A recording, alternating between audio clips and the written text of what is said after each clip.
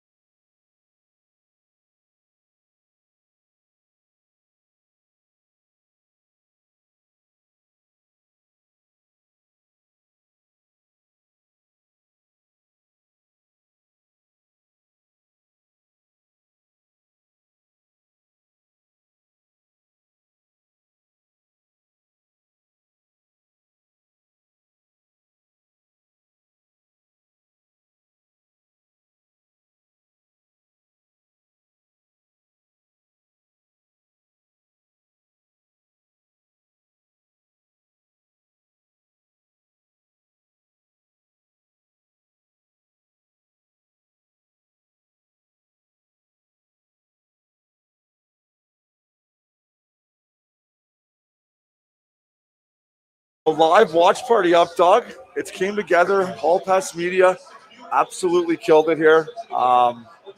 This is sick. No, this is our first time ever. We're bringing you guys live.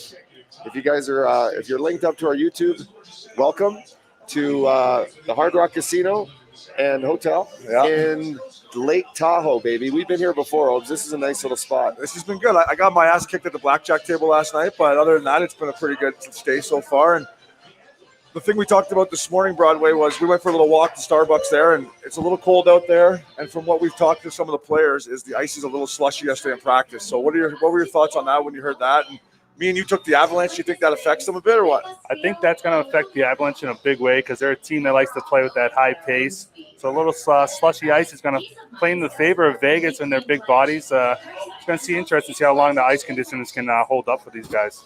I tell you what's not going to be slushy is the ice in this wearing this fucking mask, though. I'll tell you what. Beer can.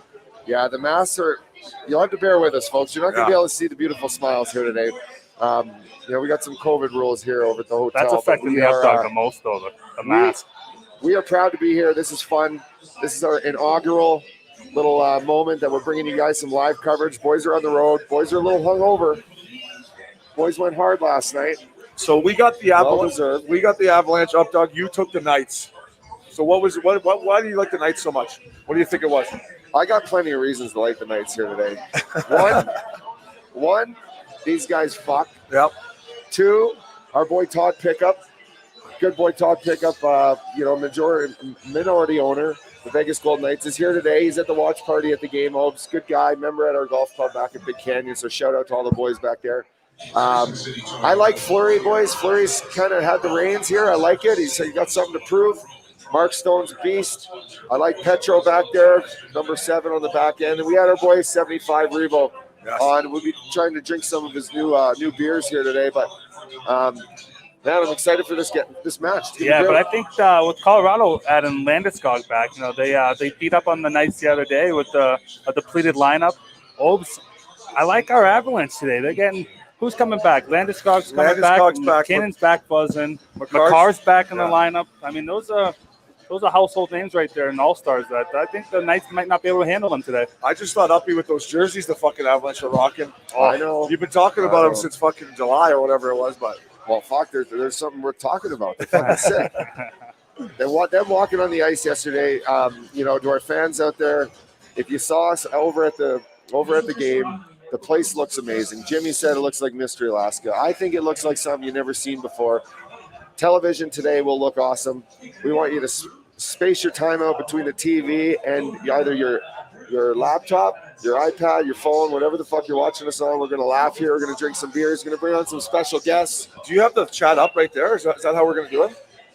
I'm going to bring up something here. I got porn on here right now. I mean, it's been a long week. Check your fucking history, bud. It's been a long weekend, boys. But, we're excited to be here. This is great. I'm sure at some point we're just going to start shooting the shit about the game. And once it starts, we will, some stories. So I saw something on social media that they were saying, has the outdoor game lost its, flair. But I think yesterday when we just watched practice there, and the setup was unbelievable. I don't think it has, right? I think these outdoor games are still definitely helping the NHL. No, this is exactly. We kind of mentioned a little bit yesterday. These outdoor games is what kids dream of. Like, this is such an amazing experience for everybody involved. It kind of stinks with COVID this year where the families can't get involved. Because I remember when I played in Boston, I got to have my mom on the ice, little skate around. Just the whole family and everybody around you, they would take it in. I think they got to do more of these games, to be honest. Yeah. I think, boys, what the NHL is doing here is just it's the tip of the iceberg for the potential of what an outdoor game can be, where it can be. You know, the city of South Lake here in Nevada has really done a good job supporting this. You know what? Look at this. I mean, I'm looking at this on TV. This looks beautiful, boys. It's absolutely stunning out there.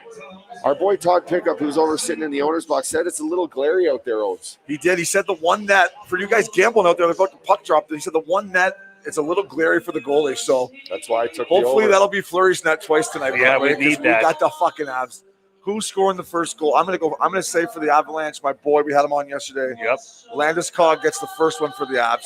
Who do you like for your Knights up, dog? Who do you think to get the first one? I like Theodore, boys. Power play. He's gonna be walking the blue line. Defenseman. Fucking rip one. Bar Mexico. Yeah, Bar Mexico would be a nice way to touch this game off. But I think Landeskog's going to get that first one. But, you know, maybe somebody like Nazem Kadri, too. He's been playing hard, and he's been buzzing. So he's a guy that goes to the net hard. You got to go be around those tough areas today to get some pucks in the net. Actually, I watched them play the other night against these two teams, and Kadri was one of the best players for the Avs. He was just all around it, just competing like he was. Look at those fucking jerseys up, dog. Are they mint? Hey, boys. Oh, yeah. Let's just touch on this because this is an epic number. We have 69 live people. Oh, first time we you have log in. 69 live people. So welcome. Thanks Who's to you the guys. 69th person? We should send him a T-shirt. This guy fucks. Everyone who's tuning in today in our book, you guys fuck. Everyone. Oh, yeah. We appreciate the love. I'm going to give ourselves a little thumbs up here. And then I'm also going to share this on our... Fuck, that looks sick, boys. Look at that. Yeah, the drone footage is going to be pretty cool today. Hopefully they get some good angles of that. Maybe watch a little 30 seconds of it from the drone. Oh, the flyover. Nothing more American than the flyover, eh, Broadway? That gets you going. Every time, they'll get you goosebumps. Even watching the Super Bowl, I still got goosebumps when you see those fighter jets buzz right over the stadium.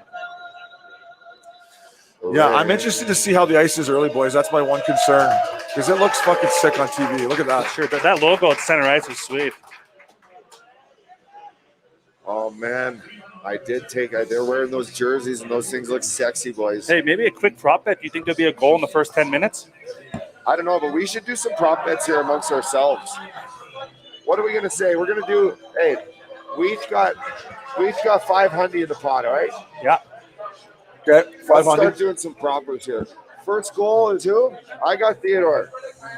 I'm going to go with, I think, we can ride the same guy. I'm going to go with Landeskog. Hoppy, Hazy, Opes. I got Landeskog scoring the first one for the Avs. You both do? You can't both have Well, the if he goes Landeskog and not, I'm going to take Brandon Saad. He's played in a couple outdoor games, and he's buzzing. I'll go with Brandon Saad. Okay, winner of that. He's been playing pretty well, too, actually. Yeah, he played good the other night. He scored the other night for them. He has. Hey, your guy gets it. It's $100 each guy.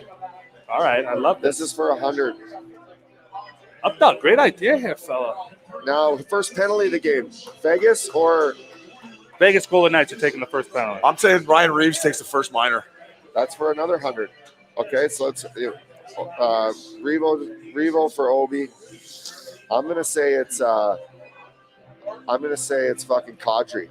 I got Kadri. Up dog, do you want to bet on like I just mentioned? Who do you got first penalty? You said Vegas, but who? Vegas first penalty.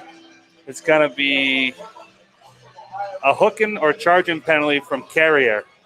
Oh, he's a fucking beast. All right. He is a fucking beast. I actually wanted to ask Revo about him, and we just didn't get to it.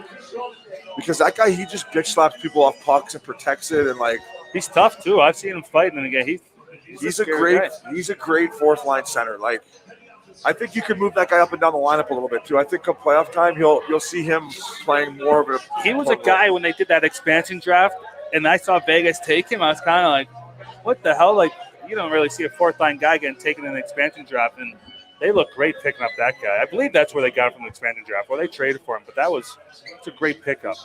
So how do I? Where's that on mine? How'd you get that? You guys need a little. Here, let me. I'm the computer nerd here, so you got to go to YouTube, fella.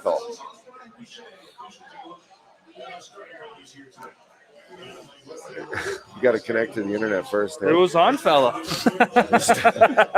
Steve Angus says, toss the masks, fella. I fucking agree, Steve O'Bud. I wish we could toss this fucking thing. My old man just chirped Oh, right me. here. My old man, Scott Sr. just chirped me. He said, if you're wearing the mask, fucking make sure it covers your nose and your mouth, hey? Is that what he said? Hey, Pops. You just enjoy that couch. You just enjoy that couch back there, will you? Say hi to the family. Hey, look at Hazy right here. Got his homework pulled up. Look at this little Yeah, bird. by the way, hats off to Hazy trying to get his graduation here at BU, huh? BC. BC. Yep. Are you back in school? I'm back in school. I'm taking a class. Yeah, I need 5 more, and I get that degree, that piece of paper. Hey, so did you have planned your whole career? Let's just touch on this. You have planned your whole career to go back when you're done and get Thank your. Yeah, it was part of the deal I made with my dad when I left early. I honestly assumed I'd be able to do it a lot faster than I did. But like when I turned pro, I went back. I took a class. It was easier. Like my brother was there. I could go sit in classes during the summertime with them, and it was kind of fun. But once those guys graduated, I kind of just lost interest. It's just going back like May 1st. I'd rather be trying to run around the Grand. Who wins the draw? I got Vegas. Uppy, for 20. Brian Caldwell says, Uppy, how does nobody take Rantanen for the first goal of the game? Which is true because that Rantanen he's sick. I went a D-man. Who's snapping this drawback? I got Vegas for 20. You're taking Vegas for 20? Yeah. All right, I'll take Colorado. I'm going Colorado. So that's a $10 each for you guys. But Updog, you were hot last night on the blackjack table, Ove. So we gotta kind of get them going here, Ove. We sat at the same blackjack table for I don't know, an hour. Yeah, you were buzzing. I lasted. So ups and downs all around. He cleared you guys out, and then I took your spots, and I went I covered the far corner.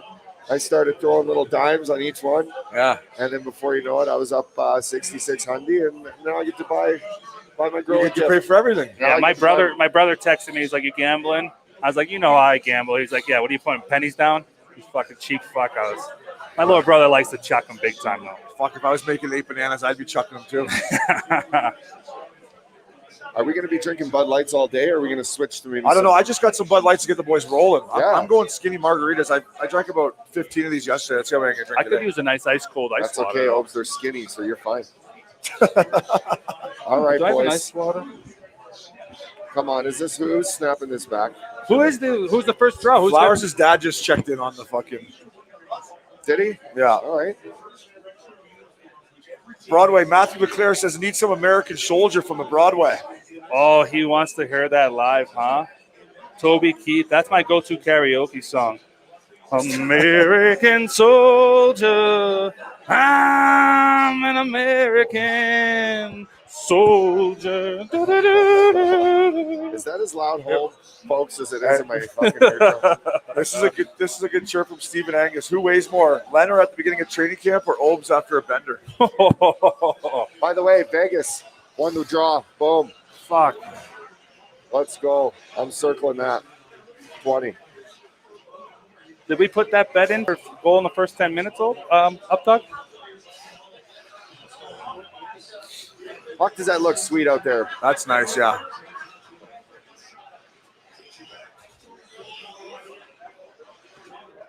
This is great, folks. The Missin Curfew Crew is live and coming at you. Oh, good pinch there. I like that. Who is the ref? Is it Wes I don't know. McCauley doing the game? Broadway, we got him fucking hemmed in early here. Get in. Hit him. Yeah, Oh. There you go. A little more of that.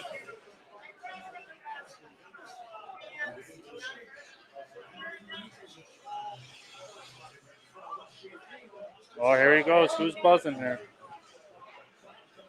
I'll tell you what, those red Vegas jerseys are pretty sick, though. They look way better in this game than they do on regular TV, though. How many fucking uniforms do they have? I think each team's rocking like 4 of them right now. Here's our boy, Bo Byram. Come on, kid. Fucking. Hey, Obes, let's touch on that. How smooth did that guy look during practice? When we were taking him to practice, I was just admiring how easy he made everything look. Like, just, they were doing the old 2-on-1 swing drill, which was one of my favorites, and he was just like, it was impressive. It just looks effortless out there when he's there. Nah, good hit. Good hit. Is that Landy? Fucking rights, Landy. That's the thing you got to love about Landeskog's game, though. It's just the way he finishes his checks. Tim Whiting wants to know who the boys took today. We're kind of split here at Missin Curfew. We got Timmy, I got the fucking Avalanche fella. me and Obes are rocking the Colorado Avalanche. Updog's taking Vegas. Bowden Byram. And we haven't got to tomorrow's game yet. We'll let you guys know who we're going to take tomorrow. We're just trying to get through this fucking game here. Yeah. So did we end up seeing? So yesterday, Get in. no. Hey, so boys, yesterday we went over to the rink, right? And we sat there, we watched practice, couple pucks flying over our head, barring over the net. Those are going Bar Canada. We were told that McKinnon went and tried to reenact Joe Sakic's hole-in-one on one of the par threes. It was like number 6, I think, or something, Obes. Yeah, I don't know. I've never played that course, but Did we hear how that went? It was a Bridgestone sponsored event. Did anyone hear how that went? no, I didn't I'm hear. sure someone at home is going to tell us. First break. We'll do some reads. All right, cool. Okay? Right here. Oh, Done. right? Awesome. There's Revo. Fucking kill him, Revo. Take a fucking minor revo. Come Oh, on. that would be awesome. Hey. Slash somebody. Oh, here's that Byron. Colin McDonald. What's up, you beauties? What's up, fella? Yeah. Fucking right. That a boy. And first 10 minutes. Did you take my bet? How many Fucking times do I have to right. say it? Let's go. Boys, chill out for a fucking second. I can't hear you, for one. 2, is that fucking Byron's first goal? Who is that? I can't see. Oh, you had that prop bet. I think it was Girardi scored, didn't it? Is he even on this team? Oh, fuck. Yeah, Girard. 5-hole. Nice goal. All right, so those are What a play by – was that McKinnon that pulled up and gave it to him there? Did Rantanen tip that? No, I don't think so. That was a 6. That was a good goal. All right, I got the over 5, so that's good. Did you take the over? So do we know which net has all the glare? Because that looked like Fleury couldn't see shit. From yesterday when we were there, that's the net that would have the glare. Because when we looked up toward that way, the sun was coming down in our face. The net that Fleury's in would be the net with the glare. Everything's Yeah. a little glary today for us, isn't it? I'll tell you what, Broadway, I'm happy with the Avalanche start right now, fella. Oh, yeah. Oh, he did tip it, didn't he? That's fucking, look at that guy called Rantanen, too, in our chat. I know. Let's send him a T-shirt. Who was it? We can look back. Yeah, we got to figure that out. Where's Flowers? Knee deep in ladies already? No, he's jerking off is what he's doing. Flowers. He wishes. Where is that fucking guy? There he is. Get in here.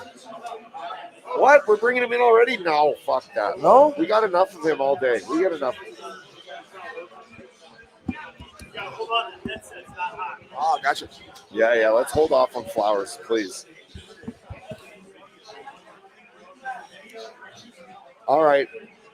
I need a big shift out of these boys here. There we Oh, go. that's Little a- fuck.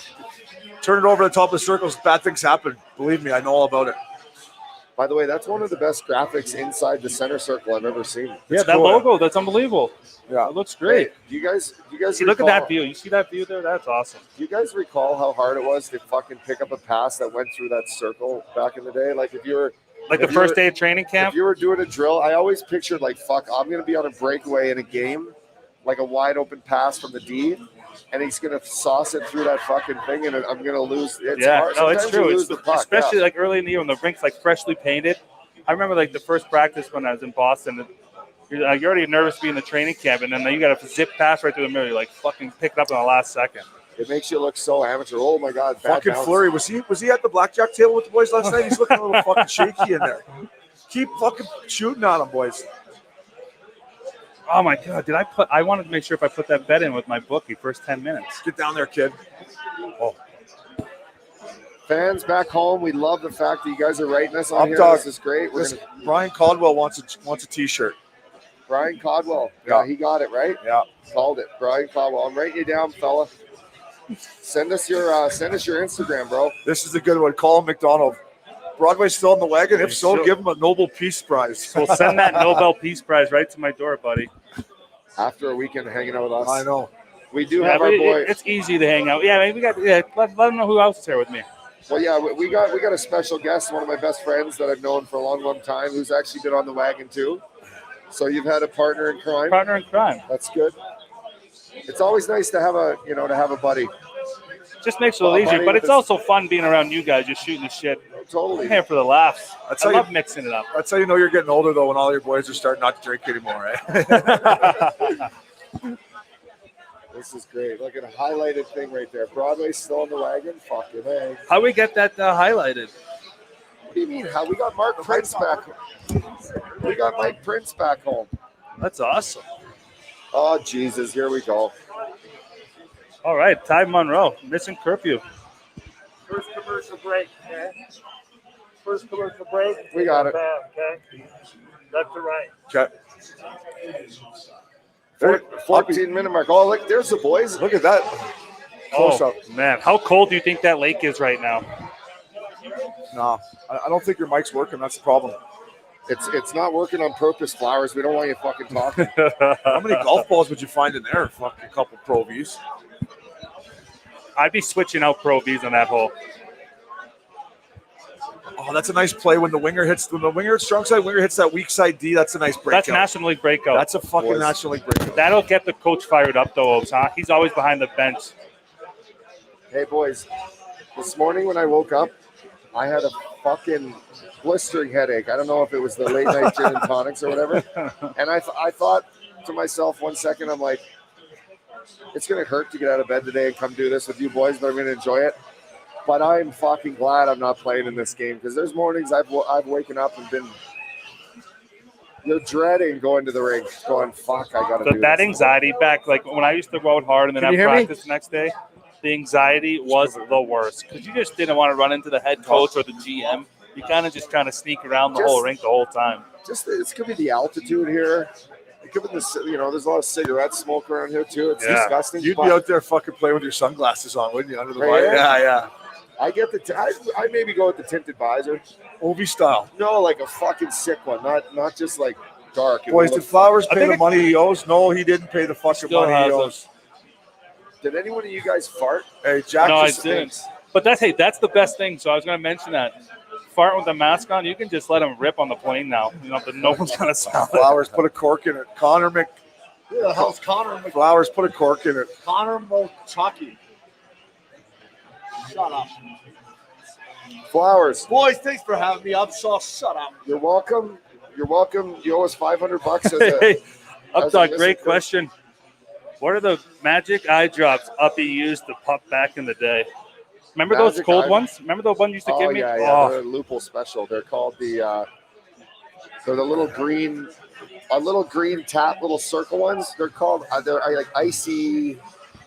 They're icy. I don't know. those things made your eyes feel unbelievable, though. They make your eyes feel like they're gonna like fall out of the back of your head for about 5 seconds, and then it kind of eases up, and then they just start shining bright. I remember when I lived right across the street from the Updog. Be hungover driving the rink. We'd have to make a quick pit stop at Uppy's valet guy Nice just to get play. those eye drops right in me. Fuck, was that a nice play by Paul Byram? Updog, back to your being hungover today when you in the group text when you're like, hey, can someone please drop some Advil off at my fucking hotel room corner? I was serious. I know you were. I'm like, they do a lot for us at Hall Pass, but I don't know if they're hand delivering Advil to you. But I was, as I said before, I was one hurting Albertan today, boys. Oh fuck! How did you guys not take the over in this game? It's going to be a fucking shootout. Well, I just got scared of the ice conditions. Everyone's raving about how bad the ice conditions were. That's tough to put the puck in the back of the net. That's in the goalie's advantage. You think so? Yeah. I don't know. It just becomes more of like a slap fest, like a fuck fest out there. And then, oh my God, who is this kid? that was McCarr, I think, fella. Wow, I love that kid. Yeah, what's not to love? Oh, but you do I know I just- love my parlay bets. Have you ever been betting will either team score in the first 10 minutes of a game? Those bets are electric. Buddy, you got me on the parlays. I've never even done them. Now I got a 5-teamer again today with you. Parlay Cafe. Get in there. Parlays is for the true degenerate. By the way, the guy, ladies and gentlemen back home, the guy that you see that keeps ripping back and forth, who's been on fire this week, is Al Hall. And he's the man. He is, he's set up everything for the boys. So We are going to take a moment. Hey, Obes, remember those commercial breaks back in the day? You could jump over the boards and get your legs going A a little little bit. hot lap. This would be me right now. My only shift I get. Well, things are a little different now for the boys here. During the TV timeouts, we don't skate around and look at babes in the crowd. We read ad reads. We sure do. That's the way you got to do it. We got to figure out a way to get some make money these days. And what better way to start off some ad reads by talking about the Hard Rock Hotel and Casino here in Lake Tahoe, boys. I want to just throw this out there. Our experience here has been great. It's been awesome. First class hospitality. The poker table, you gave me a bunch of money yesterday, so that was good. You rinsed them. That was a good job. And I'm just going to share this with the people. It's Experience Tahoe, Hard Rock Nights. I want you to visit hardrockcasinolaketahoe.com and get 20% off your stay until April 24th. Wow, I can't even read. Blackout dates apply. So get on there. If you want to do a trip, come down here to Tahoe, stay at Hard Rock. But make sure you use that the offer code of Missin Curfew. That's where you're going to get your 20% off of the Hard Rock here. And this hotel's been awesome. They got all types of gambling down there for you. And if you like the updog, you can go on a nice heater and probably leave with more money in your pocket than you came with. I mean, one good thing here too, boys, is everything's like, unlike a Vegas casino, everything's like right here. Right there. We're here at the center bar. It's perfect. You don't have to leave the hotel. Good tunes in here all the time. So, Hey, Updog. yo, I'm not sure the Hard Rock's going to be all that thrilled with you. I'll tell you after the night you had last night. what? I can't hear you, Flower. I know your microphone's not working, I don't think. No? No, it's working now. My fucking mask sucks, by the way. I was saying it's. I'm not sure how happy the Hard Rock is with you after the night you had last night on Blackjack. No, I know. Hey, you know what was gutless move by when you were going on your heater and they changed the dealer on you? That's. Oh. I was think a that's the gutless- biggest chicken chip Yeah. play I could see them do. I tipped the guy $200 and I said, thanks for coming. I picked up my chips and I left. Did you? Yeah. Not smart. Okay, next, I want to talk about our producer, boys. Albert Hall and Hall Pass Media with our boy Max here, who's been doing all the editing for us this weekend. Our proud producer, Missin Curfew Experience. These guys, Obi and Newport, Al has his boat at my dock. We go fishing. He's an absolute beauty. But Hall Pass Media, boys, is the finest sports marketing agency in the fucking land. And they just dialed us in here with this setup in 3 days. So align your That's next event, amazing. campaign, or brand with Hall Pass, boys. They deliver the goods. I'll tell you that. They do it firsthand. And hey, that Al's not a bad guy. Yeah, no, it's been great. He's a national leaguer for sure. So visit their website. www.hallpassnetwork.com, Updog. Check it out. They got I'll share this too. They got a platform, educational platform. If you want to do any sports marketing or sports branding or learn about the sports business, go on there.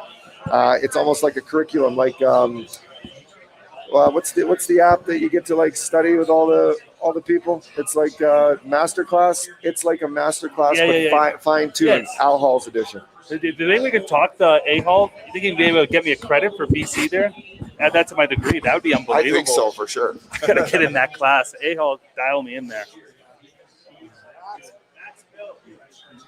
No, is that Posty? That's Posty. Posty. Posty, thanks for coming in. Got a bunch of the boys coming in to take a look at us, huh? Where's Bell Island, boys? Yeah. Laredo Lane from Bell Island says hello, boys. Is that Newfoundland? Fuck there, boys. I can't hear you. Let's have a beer, bye. Oh, there we go. There you go. Broadway, you got to be pretty happy with the Avalanche start right now, huh? This is how you draw it up in a gambling mind right here. It's amazing. We need the next one, though, fella. The next one would be huge because then Vegas is going to start chasing the game here. Wait, so you both took Colorado, right? Yes. We jumped ship. I told you I was taking Colorado last night, didn't I? And then who'd you end up taking, though? I jumped ship. You did, yeah. I jumped ship. I went with Vegas. Up dog, I went with you. I know you did, Flowers. Fucking rights, baby. Let's go. I don't want Revo to beat me up, you know? That's one guy's you don't want to be on his hit list. No. He texted me, hey, just FYI, you better not be betting against us. Hey, by the way, fans, if you're tuning into this and you didn't get a chance to listen to our special episode yesterday that we dropped with Landeskog and Ryan Reeves, you got to jump on there, whether it's after this game, when you're driving in your car, you're working out.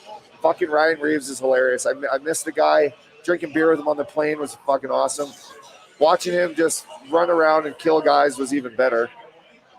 One of my favorite line mates to play with. And down the stretch when things were, we had to grind it out, Hazy. You know what that's all about, baby. The grind. That's the hardest part of the season. But when you got line mates like Ryan Reeves. He just creates a ton of space for you on the ice, Updog. Huh? You almost feel like you can do whatever you want when you're playing with him. I agree. I agree. Dog did do whatever he wanted on the ice with him. I get to do whatever I want anywhere, whether it's on the ice or not. But it's like Flowers. having a free security guard on your line. It's fucking awesome. I had that with Thorts for a little bit. Hoppy, I was talking about it a little yesterday on the podcast, but I used to love watching you play out there when Revo was on the ice with you, because fuck, you made me laugh. Oh yeah. You were tough. You always play hard. That's a fact. You were hard. You play. You like to throw the body around, but you know It was he's a out there. fine line. Yeah. It was a fine line that often I crossed, which is why my coaches had to fucking give me a PP slap every now and then. Revo's doing some damage out here right now. Oh, here we go. Holy fuck. He's just killing people. Get the fucking thing out. Boys, we just talked on Hall Not a Pass boy, Media. Landy. Not a boy, Landy. Hey, let's give our boy Maxie Miller a shout out too. How about that promo video he fired up for the boys, Lake Unbelievable. Tahoe, with the drone footage? That is Max Seary. National League production right there. That is big time. Yeah, Max is the man. He's first star. Him and A. Hall first stars. He's up for the Hart Trophy this weekend. You're damn right. That was a great shift by Vegas' fourth line. Speaking of two guys to my right who know about playing on the fourth line. Look at that, 7-2 shots on net. Colorado's buzzing right now. That was a great shift by the Golden Knights. That was a little momentum shifter there. Other than before that, Broadway, the Avs had them just licked. So which side has the sun in their eyes? Which goalie has the sun in their eyes twice? We're not sure. But I think right now, I think it's Vegas. Remember where we were standing? I think the glare is that way. No, I think Bizzle. Colorado's got the Can you order sun me in one of their these, eyes. fella? Maybe the sun's just sitting right over center ice for the boys. Look at the shadow. Simple science, huh? Jimmy?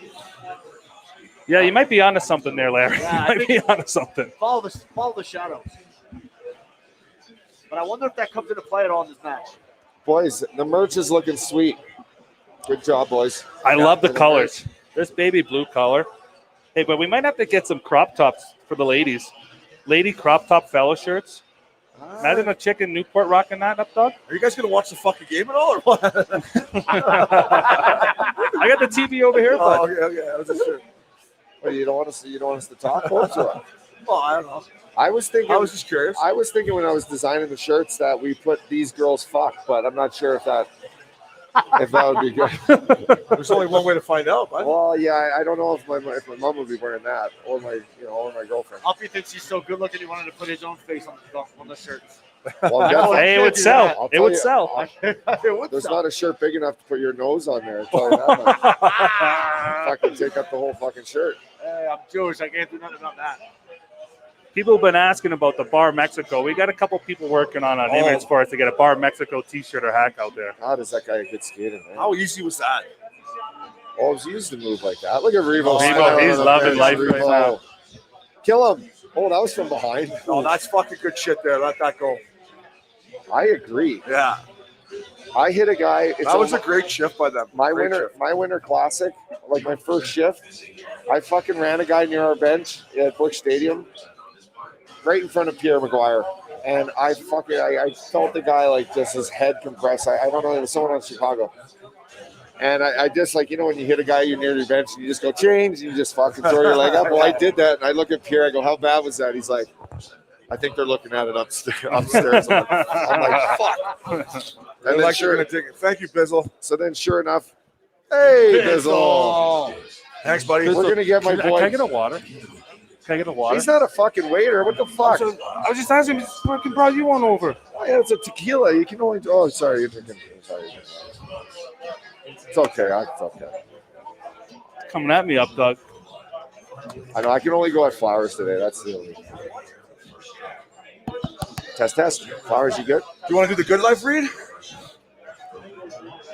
I mean, geez, boys. You want me to do it? I was gonna say we don't even need to do No, it. We're good good life. life. I mean, come on. It's fucking good. It's our boys' good life. Quality essential for modern living and made in the US of A. I mean, their shit is unreal. We're I not love wearing any of it right now because We're trying wearing to our sell swag, merch. But Keep looking at these. Yeah, I just our good life boys are Promo code. Our promo code Curfew 20. Yeah. Obviously, all our fans know that, but their stuff is awesome. They make new stuff all the time. You got to check out the bundles where they put a bunch of shirts together. Flowers was mentioning yesterday that he likes it way more than James Purse, and I don't know if you're a clothing guy. James Purse is silky, but this stuff is It's like butter oats. I got to give Flowers credit. He was the one that kind of helped us out with Good Life too. So thank you, Flowers, for that. Of course, they got a great crew. I partied with those guys in Hamptons, right? I partied with those guys a couple times, I think. They're aces, Yeah. truly. Yeah.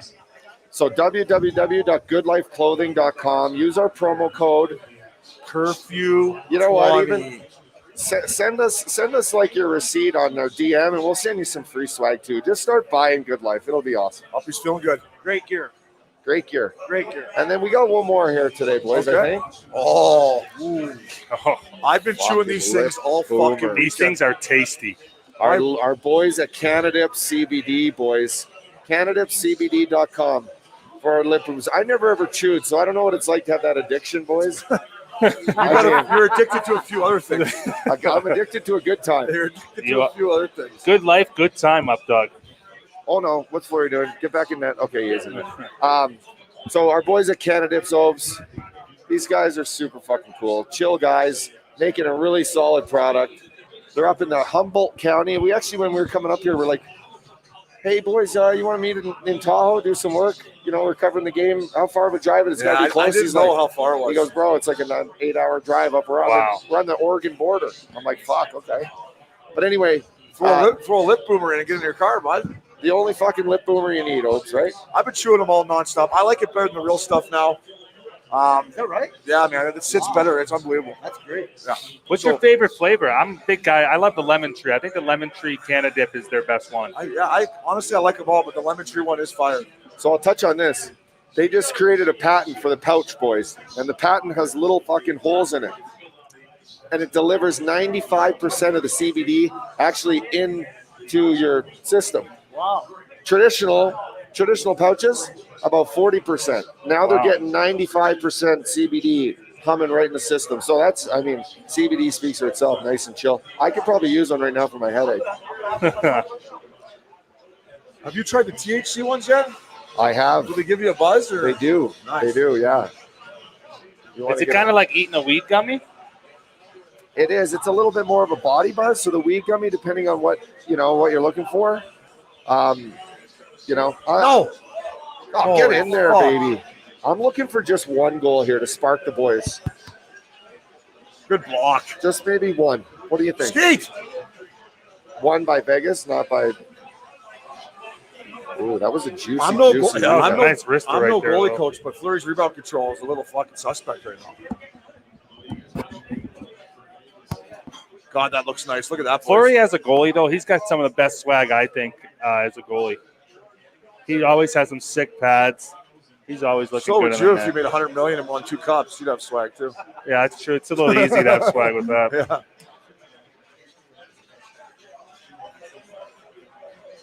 Here we go. Oh, Lenny.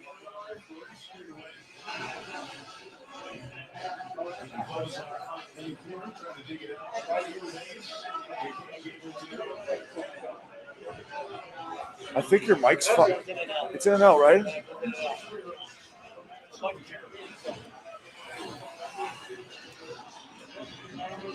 Yeah, I just saw that one. That's the last one that came in. We're getting another cable. 10 minutes. All right, cool.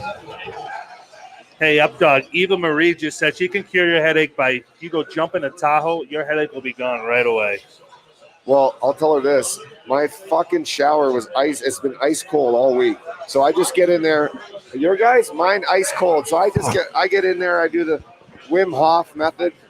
About 35 seconds head under it, and then I try to just soap, and I get the fuck out of it. Fuck, McKenna almost blew his groin out there. But you're right. That's Boys, something we can't have happen. I got to be honest. It's a little smoky in here. And I'm not a cigarette smoker, Good but save. tough on the congestion, isn't it?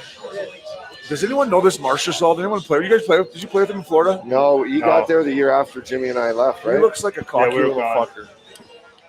He can score goals, though, that kid. Yeah, I was wondering how he is as a guy. That was Do you one know of him? You know everyone in the league. Do you know him? You know more people in the NHL than anyone I've ever met. Are you the official jeweler of the fucking NHL? Oh yeah, that's what I'm trying to get you sued. Yeah. Call McDonald. We need a Fat Daddy center ice guitar solo for the intermission show. Fat Daddy greater than the weekend. Fact that he can snap it. He's a man of a million traits. How do I get? I'm not getting the. They should just pop up here, right, Flowers? This is them talking to us. Blake Burr, who wins in a race between OB and Mark Stone? Fuck. I don't know. In my prime, I could probably Mark beat Stone? him. Mark Stone is the worst style in the NHL, but he's so sick. His skating stride's awful, but he just gets it done. He's never off a puck. Never. Try to Never. the guy when he forechecks you. You can't beat him. His stick is fucking 12 feet long. You know what? When they named him captain, I was wondering how it was going to go. And Gary Lawless, who we were talking about yesterday, he said that he's the type of guy that the Golden Knights knew it would make him better. You know, some guys you get captain, it's like Lanny talked about it, like especially young, it's like a lot of pressure. Bizzle, you got to worry about stuff like that. I never even considered about being a captain, right? Like family stuff and fucking. I think being a young captain's the hardest thing. Like, because you're in the league, you're just trying to learn how to play in the league and adjust to the league. And then having to be the captain of a 30-year-old guy at 19 years old, that's a lot of pressure on a kid. But if you have the right older guys and veterans, which I seem like Colorado had that year, they helped Landeskog figure it out. And he's a hell of a kid. He's well-spoken. Yeah, he's mature beyond his years, that's for sure. Guys, mic check real quick. Can you hear me okay? Oh, now I got you. There we go. Oh, no, you You got to put the mic down. No, it's not, I'm not using this. I'm using this. Oh, yeah. How are you? Oh. Can you hear us through here? I can hear you just fine. Larry Flowers, welcome to the program. Oh, boys, up dog, Jimmy. He's the only guy that's done one of these watch parties before. Yeah, because I'm using this as my mic. Sweet. Yeah. Nice work. Yeah, it's not bad. You look like you have an antenna now. You're a fucking alien. I am an alien. You know that. I'll keep it here just for the look. Did you see that? That was like, do you really think we're playing on the lake? That what's the kid's name? Belfier, the French kid. Bellamar. Yeah. He thought they were playing on the actual Lake Tahoe. Look, he's like, we're not playing on the actual lake. Imagine the Zambonis trying to go over that bad boy. Just losing a Zamboni in mid-league. That's my boy right there, Belly. Good Frenchman right there. He's from France, right? He's from France. He's from right outside of Paris, where I'm from. He's actually a fucking great guy. You're not from Paris. I am. I was born and raised in Paris. No, you're not. I was. I am. I think it's part of your whole Larry Flowers like scheme you got going. It's a lie, isn't it? It's a lie. I'm trying to get. I just like to tell the girls You're I'm from Paris. fucking- Girls are like, oh my god, you're from Paris? No way. Yeah. How are you? What's your name? No, you can't speak French, though. It's pretty. Je peux parler français, bien sûr. Alors. Comment tu t'appelles? Bon, je m'appelle Harry. Alors. Hey, Obi, how many times you heard Flowers like pickup game when he talks to chicks? Too many times. Too many times. Where are you from? Well, actually, I'm born in Paris. I'm like, fucking guy. No, you're not. It's a lie. I'll be back in the day. Used to get. He used Lies. to get a little upset with me. I used to get the shit. Robert Munich. Obi, tell us a Bob Hartley story. The guy's a clown. Robert, I'm going to call you Bobby. Bobby, he's a fucking clown, fella.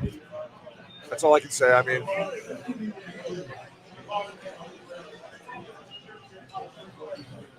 I couldn't imagine getting stuck playing for a coach who I absolutely despised.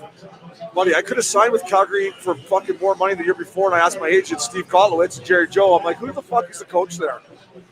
They're like, Bob Hartley. I'm like, fuck that. I'm signing with Denver. I'm like, I'm no way I'm playing for this clown. And then I got traded the fucking next Thanks, year. Bizzle. It's old. So you knew like Bob Hartley before Calgary, like so. No, so I asked him. So my boy Troy G Ward, who was a coach for our American League team, and I played for in Austria. I was like, why did Hartley have a hard on me for me right away? He's like, you walked in the first day of training camp with your sunglasses on, and he was like, I'm going to show this fucking Hollywood guy what's up. I'm like, it was fucking so bright in the weird. rink. Like, what do you mean?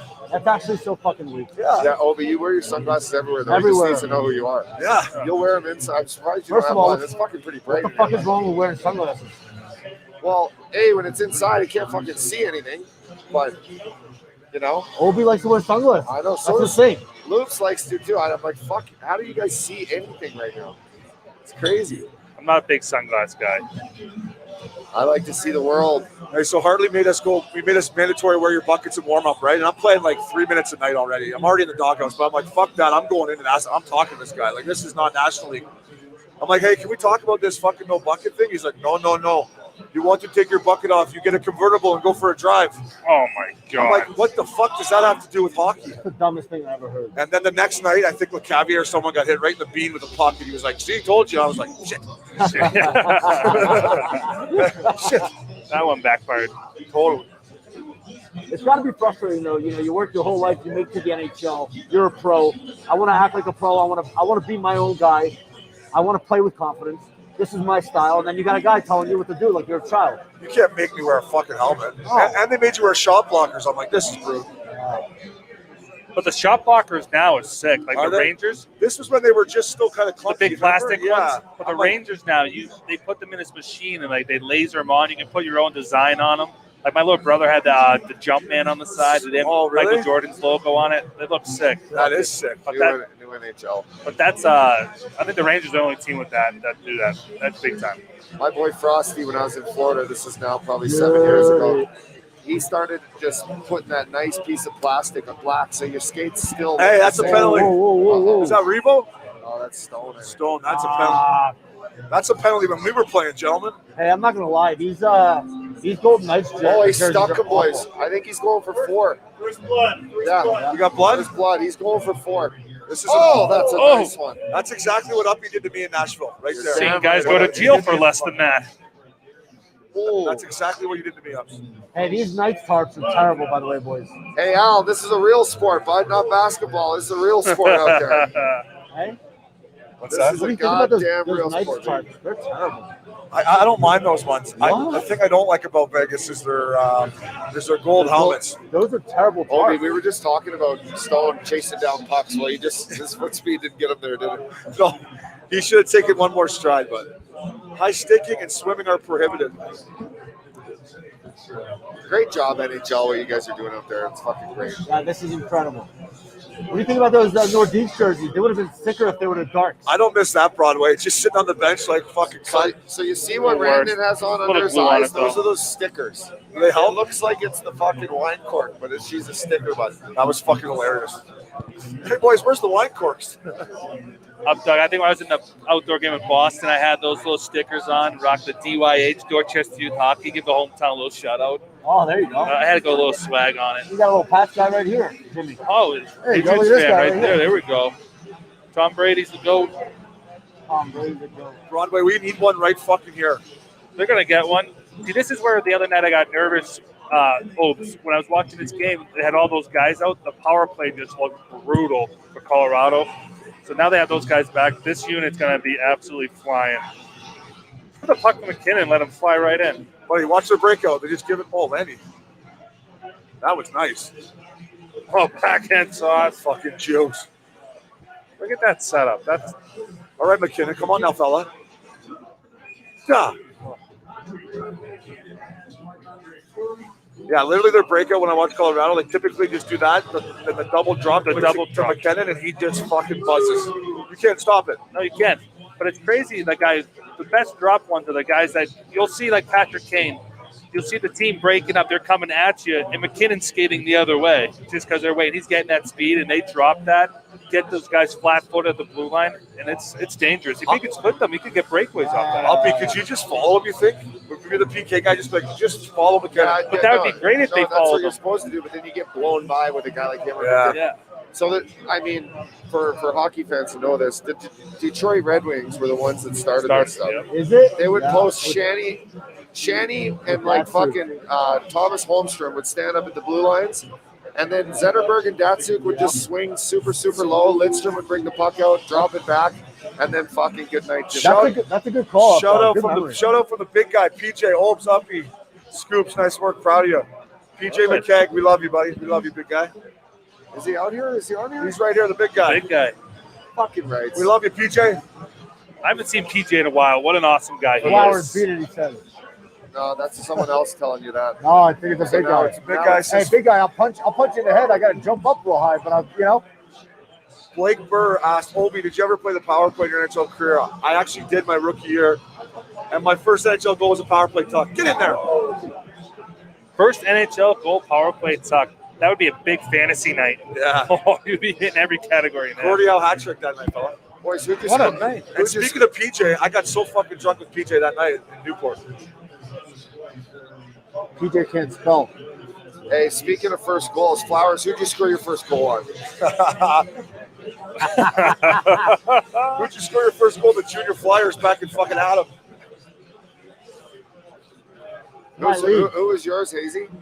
My first goal was against Edmonton Oilers and Come on, Devin baby. Dubnyk. Come on. Hey, speaking of first goals, who did you score your first goal on? Just a Dominic Hasek. Who? Ever heard of him? Dominic Hasek? Wow. How about you, Updog? Wow. Who was yours? I got Devin Dubnyk with my first one. I tell everybody that, O'Brien. I think that's so good, cool. right? I think that's so cool. I got mine on Mike Richter, Hall of Famer. Wow. Up dog. He's a Philly guy. Ryan Drummond. Obes is more of a 4-minute night kind of guy. Hey, Ryan, fuck you, bud.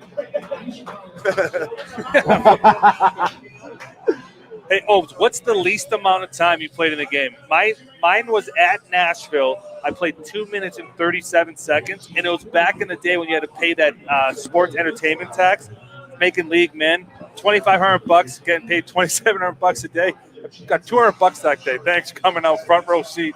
$200. Tough day. Ah, get you a nice dinner.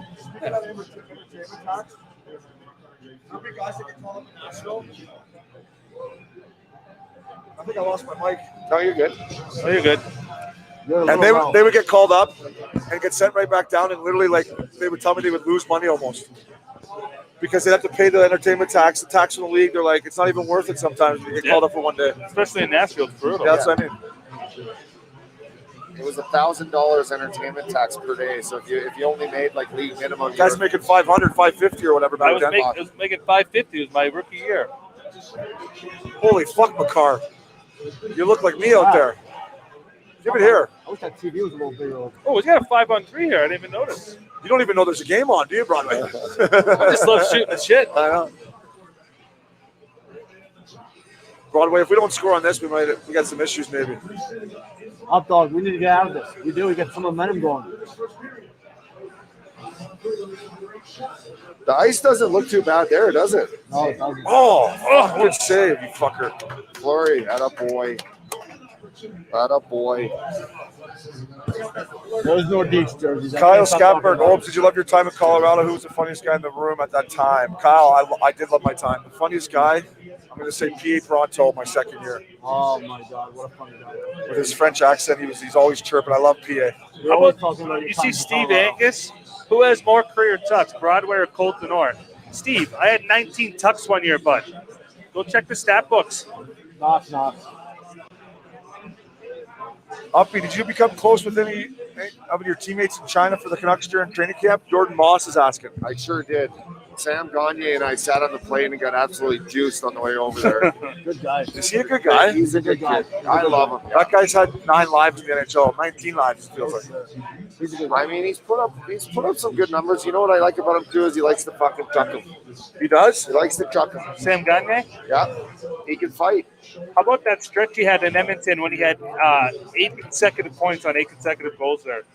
That one night he had a big night. He had and an then 8-point night or something, didn't he? Well, that's what it was. He had 8 points that one night, and then he had an assist or a goal on the next 2 goals. So he had 10 consecutive goals he had a point on. That'll never, ever, ever get fucking matched again. That was unbelievable.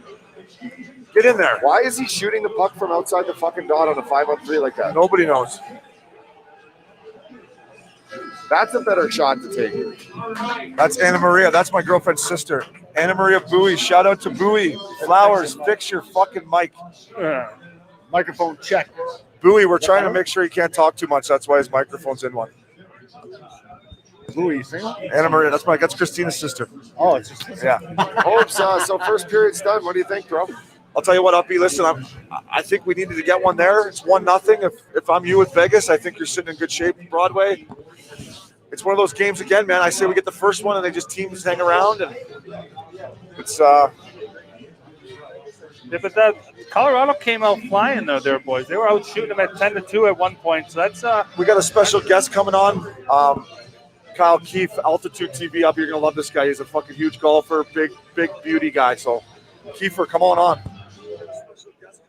Can you hear me? Boys, you hear me? Yeah, right now? We are not. We are live, baby. We are live. Live. There he is. Oh, look at him. Look at that handsome fella. He looks like he's on the track somewhere. Can you hear us? I can hear you. Can you hear me? Oh, he's giving the salute. I think he can hear us. Can you hear Kiefer, us? can you hear us? Yep. Yeah, fucking right. So if you can hear us, put that up, baby. I don't think he can hear you. He can't hear us though. I can't hear you. I can't hear him. Fans, just hold 1 sec with us. Just bear with us here.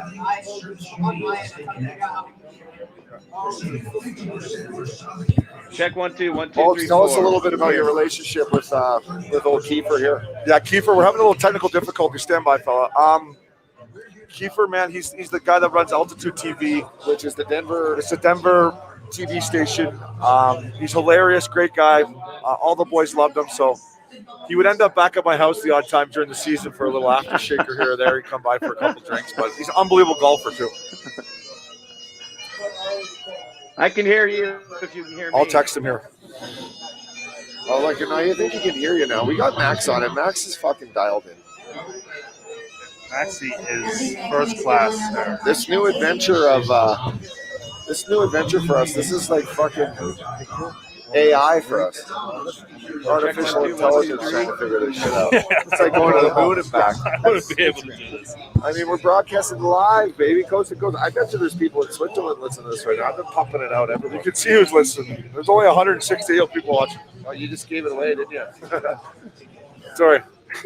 Shit, 168,000 fella. Yeah. No, Okay. I don't think that's. I think everyone can see that. That's Kiefer, fucking great. Kiefer can hear us, Max, but yeah. Okay. We're bringing it in, baby.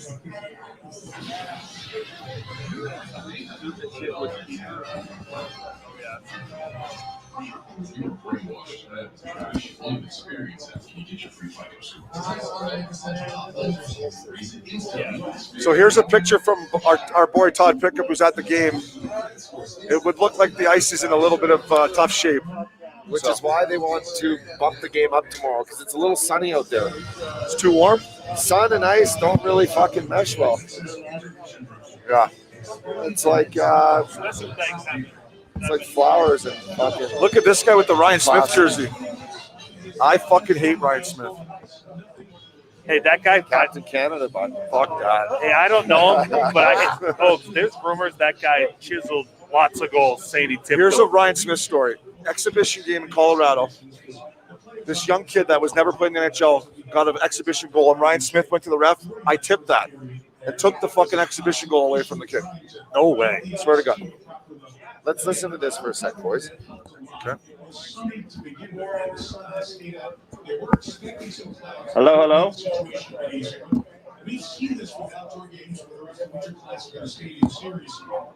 Just as we have technical trouble sometimes, not that we do, the boys on the ice are having a little ice trouble, fellas. The ice looks a little fucked up, yeah. But that was Hello, something hello. up here that we talked about, that the ice was going to be a concern. Is that what they're talking about right now? Some concerns? It's not. Well, our buddy Todd Pickup just sent us a picture. He's at the game, and they're just out there working on it, filling holes. So Wow. Uppy, how about when you were playing in your Winter Classic? How was the ice condition? I remember when I played. Kiefer, Yeah. We'll get back to that, Uppy, after. Kiefer, I know you can't hear us, or we can't hear you, but you look good. You look good, fella. I can hear you.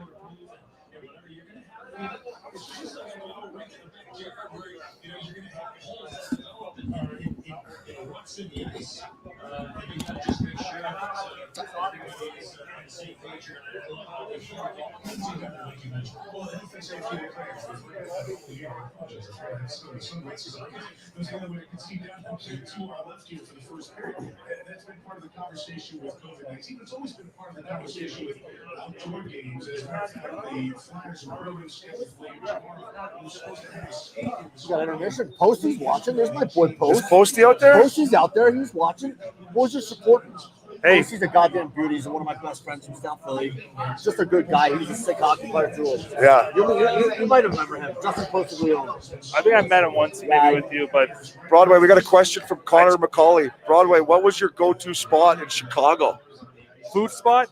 I had 2 food spots that I loved. I had Chicago Cut, which was like the best steakhouse going, I think, in Chicago. And then did you ever go to that place called Sunda? No. Sunda's like a sushi place. They have a baked crabs hand roll there that if they would send it to me like overnight, I would buy 100 of them. They're that good. But you need to eat them warm. You got to eat them warm. They're kind of like the ones we had at Nobu the other night, Larry. But these ones, they're the best. Sunda, Chicago Cut, 2 best restaurants in Chicago. We love a hand. I love a good rock shrimp tempura from Nobu. I know you. Big crab hand roll. I know you.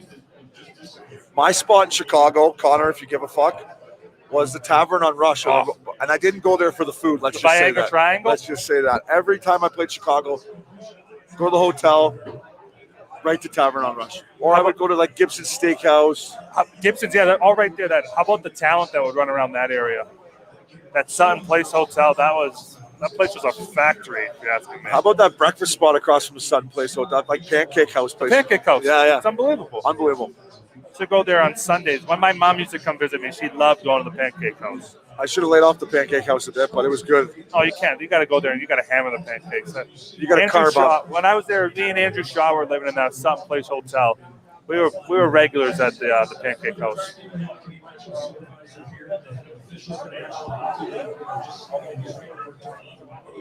Oops, we got a question here. Okay. Gary Welch, who was your best wingman at the Roxy?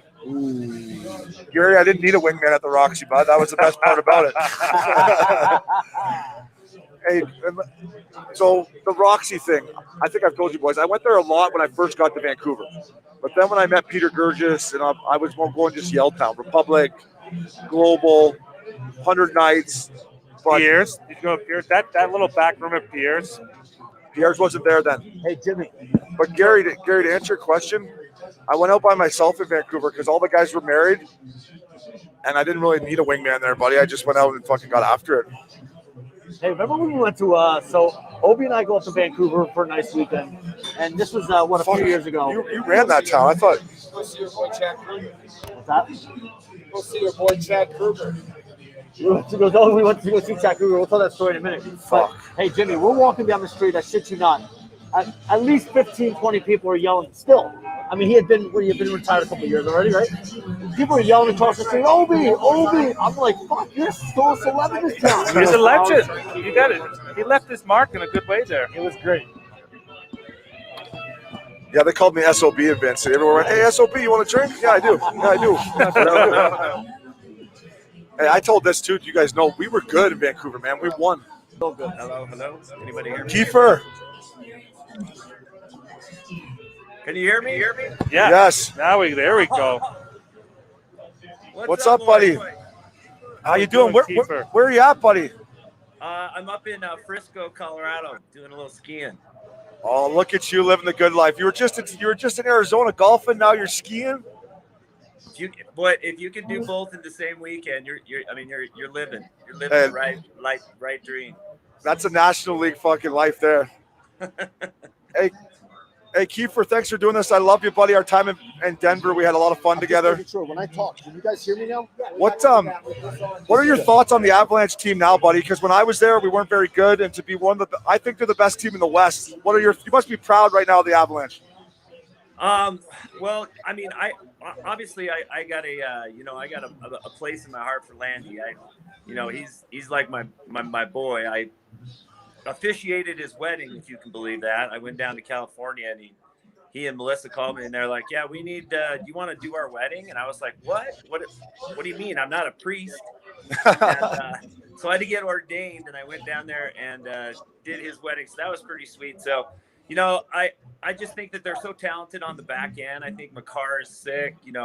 Bo Byram's just stepped in and been a huge addition, and Devon Taves. I shake my head that the Islanders would let a guy like Devon Taves go.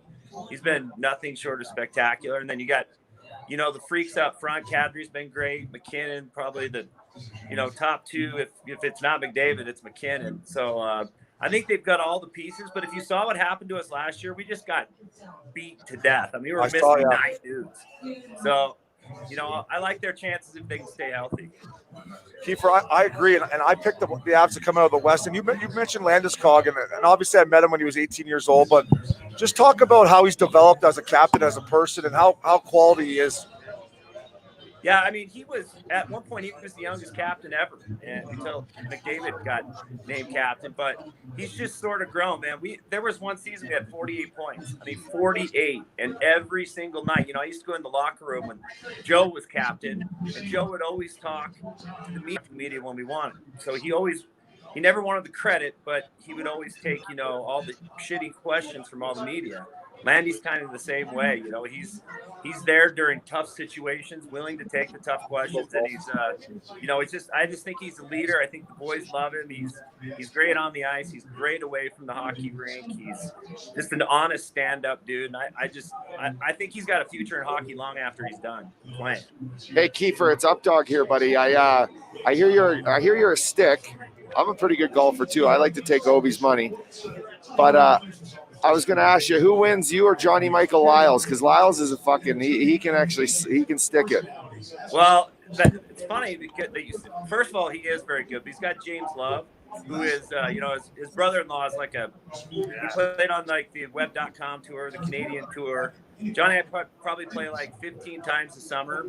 He's a better golfer than I am, but I've beaten him twice, back to back. I beat him twice, and then I just stick it to him. I'm tweeting about it. I put it on Instagram.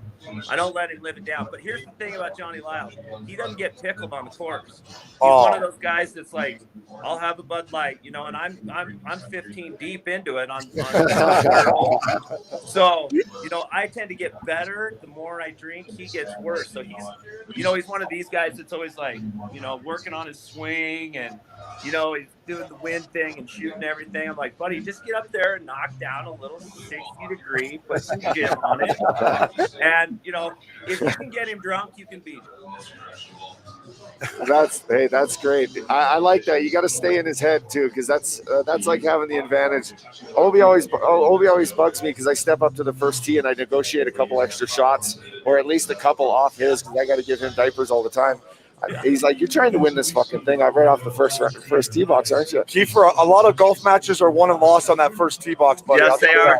Well, and I'll tell you what, I got to a certain point where I was like, you know what, I got to have at least 2 beers before I even go out there to hit balls. Like, I got to get the off my shoulder and the that creeping depth that's like reminding me what I did the night before. So I got to like get him off my back, and then I can get the mojo going. But the Obi, I mean, I spent some nights up in, we were on like the 12th or 15th floor of that hotel you lived in. What was that?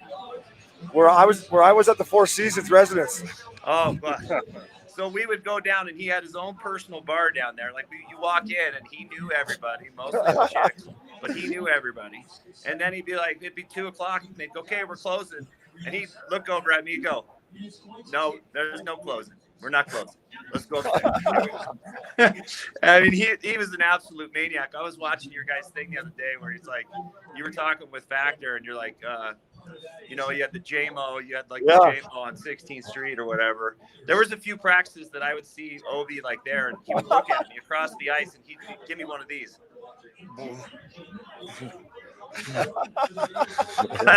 I knew because I had the same breath he did, and I was like, totally. This is no bueno. We've all been there, bro. I'd be like, Kiefer, what fucking time did you leave last night? What time was that? Fuck, I'm really hungover out here. That's awesome. Miss those days, man. Where are you guys right now? Are you in a casino? Yeah, we're at the Hard Rock Casino. We put this thing together. Our boys at Hall Pass Media, A-Hall, Max, we threw this together. It's been good. And what happened at the blackjack table? I got killed. The updog went on a run, but I lost 2 G's. Fuck. I am pretty much like golf. I had the fucking blackjack dealer down 5-3-1, fucking going to like the 6 tee box. They just couldn't handle it. I stuck the $6,000 right in my pocket and said, "Fucking thanks, boys. Let's go get drunk." There you go. That's the only way to do it, man. Hey, Kiefer, before we let you go here for the second period, what has Nazem Kadri brought to the Avalanche? I thought that was a great trade for you guys and exactly what you boys needed.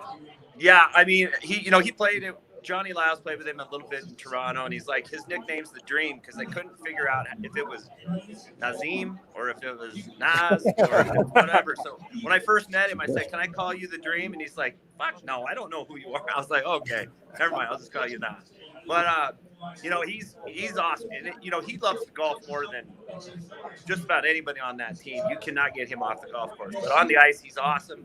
He's great in the locker room. He's good to the media, and yeah, that trade. I mean, Denver loved Tyson, but Naz has brought a real sharp edge to the team, and I think a little nastiness, not afraid to drop the mitts. So he's been awesome to be around. I agree, Kiefer. And listen, buddy, we'll let you get back to your ski trip. You're a beauty. We'll tee it up, me, you, and Updog once this coronavirus thing's over, fella. Sounds great, guys. Hey, love the show. I'll keep in touch. All right, I miss you, buddy. Thank you. Thanks, See fella. you, Updog. Kiefer, boys, What a good guy. he's a fucking Great guy. beauty, man. He's a stud too. Yeah. A good-looking cat. Yeah, he's great. Married, single. What's he?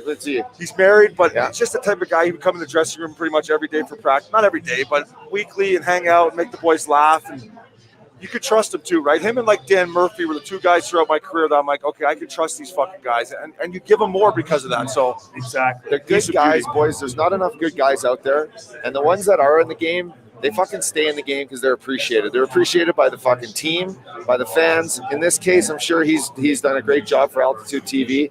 But like you just said, having the trust factor, you're such a tight-knit group in your room. If fucking someone's in there and stirring up the pot or telling on people or fucking causing shit ups, you're fucking out. Yeah, they're gonna get kicked out. A guy of like Doug. Kiefer, you want a guy like Kiefer around, don't you? you want a guy like Kiefer, and Kiefer would pick his spots, right? Because he was married.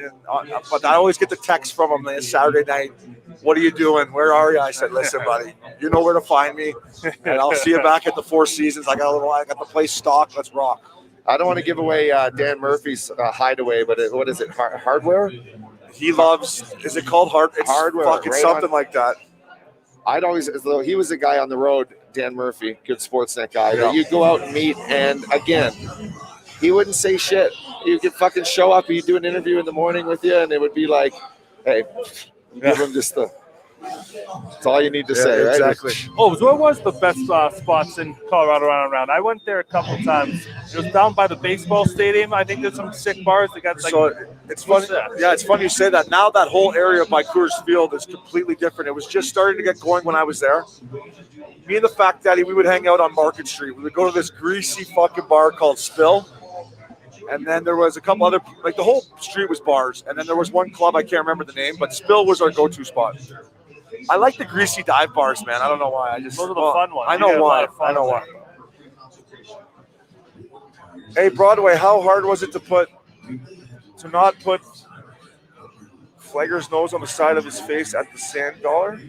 Oh, that's the Felger in Boston. That was a long story that when I was playing in Boston, he was one of the sports guys, and he was he came out and said a comment like that I was out like 4 a.m. drinking with my dad. But like I said, this is what we talk about the media right here. It's great to run it up because Felger, little did he know my dad's been 35 years sober, and he's telling me I'm out drinking in the bar. So that rubbed my dad the wrong way. So I kind of went up to him when I was in Nantucket. I might have been a little pinned and just said to him, I don't give a shit what you say about me. Like, that's being a professional athlete. But once you bring my dad and family into it, you've crossed the line. 100%. And I was like, you know who my dad is. I don't think you want him on your shit list, bud. So we squashed it. He was a great guy about it. And then he went on and like told the story how we like talked about it. But Felger, we should probably get him on the podcast. Maybe we can get the story laid out in the line. Ask him why he's making up these rumors. I want to know where you got the rumor from. I want to know. Look at this fucking guy, Will Weaver. Look at this beauty. How often do you guys get so pinned that you puke? Whether it be the night or the next morning. I'll tell you what, Will. I went on a stretch of a month where I was going out pretty much every Friday night, and then every Saturday I was puking pretty much. We gotta give Will the story of me at Gaza Ranch. Oh my God, yeah, Will. Told in the eyes of someone who actually remembers it. Probably. So me and Uppy were last minute addition to the member guests at Gaza Ranch. So like, you guys got to share a room. There's 2 double beds. We're like, yeah, fuck, no problem. Me and Up don't mind. I've never seen Uppy this fucking pinned. And we get back to the hotel room, and he is just, I'm fucked, boys. So I'm in there. one. I'm rubbing his back. I'm like, you all right? He just looks at me. He's like, fuck, sorry, Obes. No, I literally, all I remember was just going, "Oh, I'm sorry, bro. I'm sorry, bro. Thanks for looking after me, bro. I'm fucking sorry." I'm like, Up, you don't worry, it can happen to It anyone. was hilarious, boys. I was full throttle. We're not much of a puking group, though. No, I never do. I never. I do. never do. I fucking did for 3 weeks straight. What's the secret though when you start puking and you get the puke and rally going? What's the secret to stop it? Because I can't. It just keeps coming. Some people say like when you get the spins in bed, you're supposed to like lay back one foot on the floor. Exactly. Yeah, you're supposed to put 1 foot on the floor, 100%. And I've done that quite a few times. I'm not much of a puker. Oh, boys, the game got pushed to 7 p.m. Eastern tomorrow night, boys. So 4 p.m. here. Wow, the Flyers can go out and have a couple tonight, it sounds like. Fuck, Kevin Hayes will be sneaking. Kevin Hayes will be sneaking down the fire escape. We might be texting Kevin Hayes here soon, but I think they're locked into their rooms right now. Yeah, let's FaceTime them. Text them. Let's get them going. Let's see Fucking what's right. Connor McCauley, who's a player that you still hate or don't respect since you boys retired? It was that for me, that Lapierre guy that played in Vancouver. What was his fucking name? Ian Lapierre? No, not Ian. Yeah, he was tough. What was that? Max Lapierre. Lapierre. I hate that fucking He just guy. retired. He went over to Switzerland, had a pretty good little career. Yeah, Fuck, was he annoying though? I wouldn't want to have a beer with that fucker. Fuck, did I battle with that Ryan Kessler my whole career? Up too. dog, here's a good question. Habs 31. How many NHL players smoke weed? My uncle had a joint with a guy from the Leafs once. No names, no names. I'll be honest, I smoked weed throughout my playing career for 2 reasons. It helped with my physical pain, and it kept me fucking in my condo some nights, you know? Hey, So did you notice what Dana White did with the UFC as far as weed is concerned? no. They basically officially made it okay. Oh, yeah. It is okay. I mean, boys, in all But I'm honesty, saying for the athletes, like they're saying, if guys want to smoke weed, we're okay with it. America Century Championship. That's what it's called up that here. is, and that was Joe Sakic getting the hole-in-one there. So this is them can I get- reenacting. right there. If you're watching this live, this was them reenacting the hole with Nathan McKinnon playing it yesterday. Look at the fucking waves out there, boys. She's a little chilly. So here, let me touch on this. Colin McDonald. Fellas, can I go answer? ahead. Yeah, go ahead, sir. Yeah, fucking, we want Flowers to answer. Fuck. I was I'm going to kidding. just read the question here. I smoke weed my whole career. Not a lot, but like you, I dealt with some injuries. I dealt with sleeping. You travel on the road. It was something that kind of it allowed you to kind of chill out. And it was never something that you would smoke weed and go in and you would be either high at the rink or, you weren't abusing it. you never abuse it. Right. Plus, who likes getting that fucking stoned anyways? It's like the worst thing ever. It could ruin your whole day. Totally. Put you in such a weird place. Anyway, at night helps you sleep better. Here's your Chris golf thing. McKinnon, how's his swing? Oh, He yanked it. Fucking give him a mulligan. breakfast give him a ball. mulligan. Breakfast ball. Definitely breakfast ball. He just got off practice. You know what's funny? He's not much of a golfer. He's not much of a tennis player either. He's a shit tennis player. You would think he'd be a great tennis player, no? So I think they were going to give $1 million. They were going to give him. Joe Sakic won $1 million for that hole-in-one, by the way. So they were going to give another $1 million if any of these guys. Bridgestone got it. was. Bridgestone's going to give him Yeah. Wow. Tough conditions out there, though. Jimmy, when was the last time you teed it up? You were in Florida. How long ago? That would have been end of December. That's the last time I teed up. Was the end of December. I'm itching to get back out there. I fucking love golf, and I'm trying to get better. I work on the game up, dog. I'm at like a 10-11 handicap, but the only way I'm gonna do it, I gotta just invest more time into it, and I just haven't been able to do that. It's tough in boxing. You get a couple little ones, one on the way. Tough to get out there on the tracks, especially now. Yeah, I already told the wife though, with another one on the way. I might be having a nanny fucking 3 or 4 times a week because I need to get my game up. I got that Fallon Cup, the member guest tournament, huge tournament. The Wit Dog always plays, but the first year I got into the tournament, my partner's a stick, and he got us into the championship flight. And I was getting like 14 shots off some of these guys, but my game just wasn't tight enough to be able to compete in that. How was it most team? What's it like?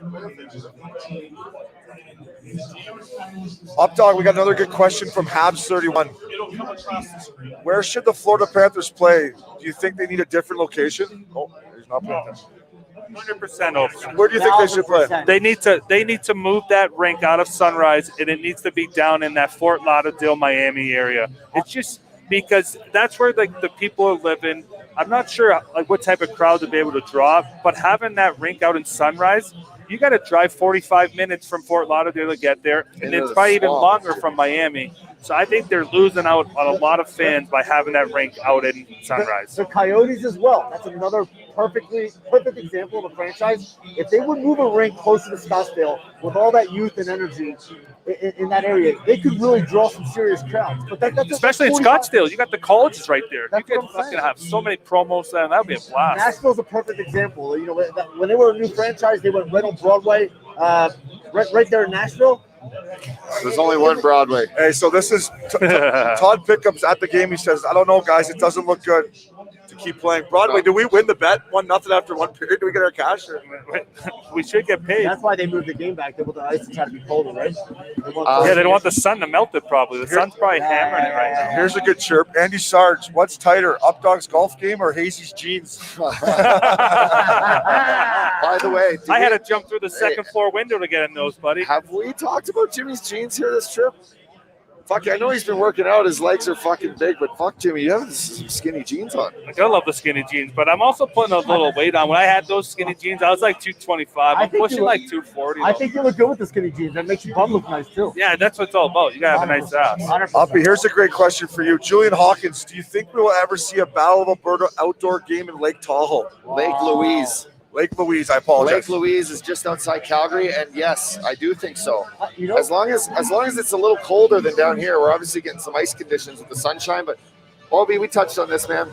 They could go play games anywhere. Yeah. I want to see fucking Mystery Alaska reinvented. I want to see them fucking play over in Dubai. Who Uppy, gives you a shit? said Let's go wherever. you said this a long time ago. This is basically, you know, your idea in a way. We talked about this, about doing with amazing backgrounds in the mountains in Canada. I mean, this is pretty cool that this happened with this.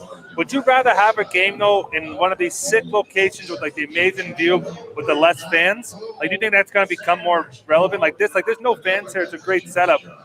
But man, imagine this city right now with the fans here. How much this place would be rocking. But even if they did it, let's say they did it again next year, right here again, and still no fans, but the city was open, you would have amazing energy. It would be a good event. Broadway, this guy says, Jake Grow, a game needs to be 2 periods to be official. It would be a push. Wow. Yeah, it'd be no bet. Is that true? Yeah, it is true. All right, It's like baseball. You need at least 7 innings for it to official. No, that's not true. I think baseball you need 5. Is it 5? I think thought it it's was 5. 7. I think it's 5. You might be right. Oh my God, Greg Clausen, you fucking beauty! I want to fucking Calder Cup with you. And yes, McKillicuddy's, not McGillicuddy's. We called it McKillicuddy's for more reasons than I need to say on this podcast. But this was right down on fucking Water Street in Milwaukee.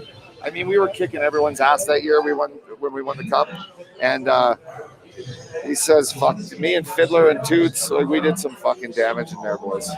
It's unreal. Oh yeah, we partied hard. Milwaukee was the best back in the day. Tell me your best on ice story in juniors, Uppy. Something that you junior remember hockey? in a game. Something that you remember in a game. In junior For hockey. you. I love hearing junior good hockey. junior. I love hearing good I junior had- stories, though. So I mean, Tier 2 junior, I won a Royal Bank Cup in my hometown. I was 16. I had no fucking idea like competitive hockey at that level. Had no idea. Played with so many good players that were older than me, 20-year-old guys, which is why I thought I developed early.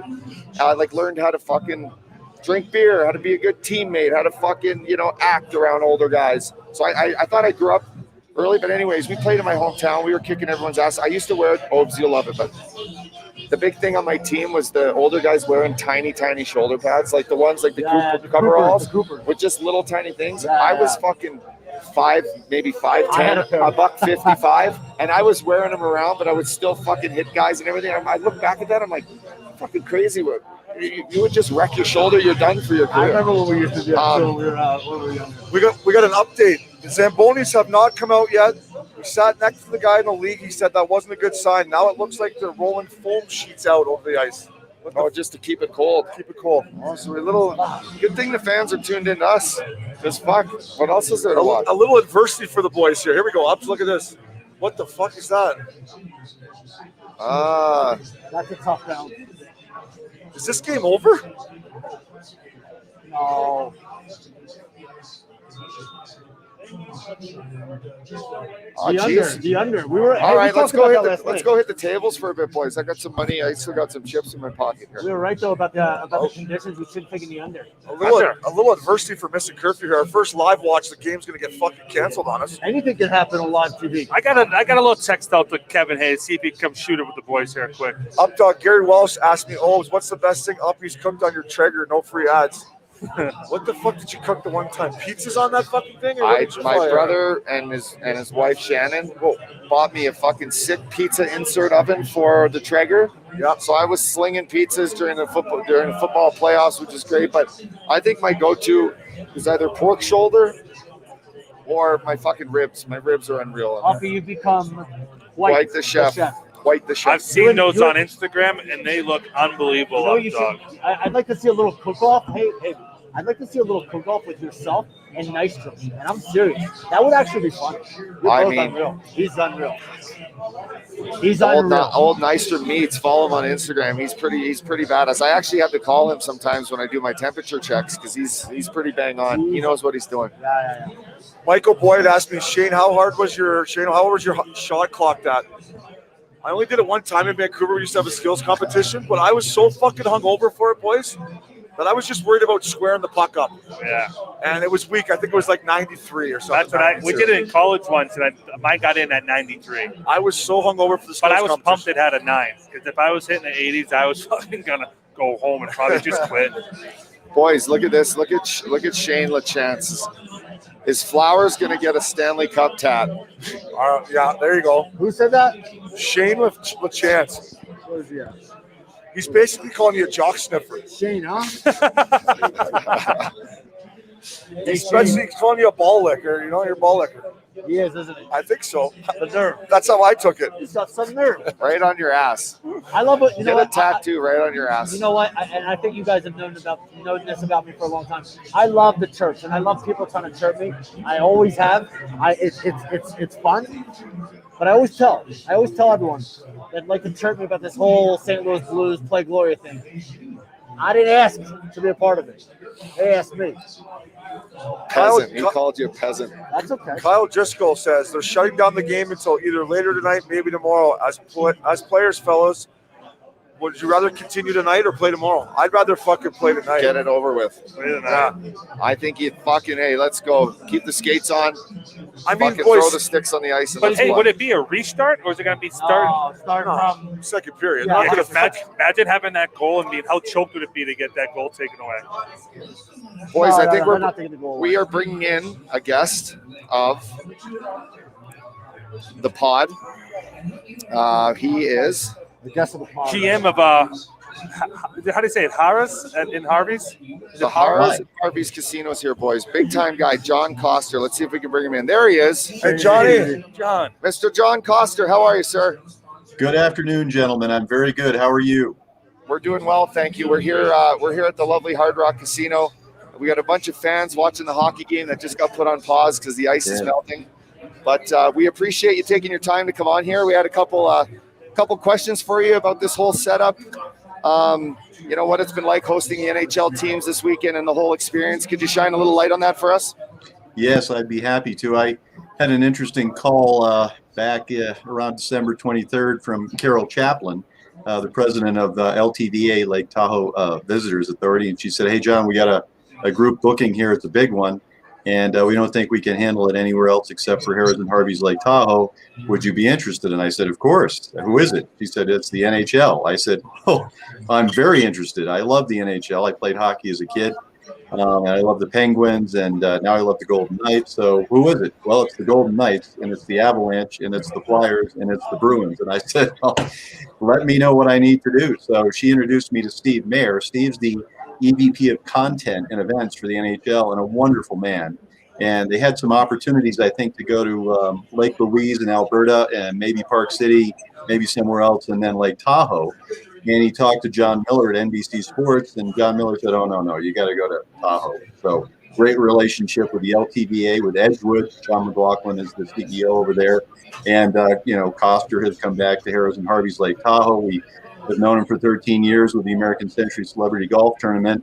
And you got to go at least take a look at Lake Tahoe. So We began talking on Christmas Eve, Steve and I, and it moved pretty quickly.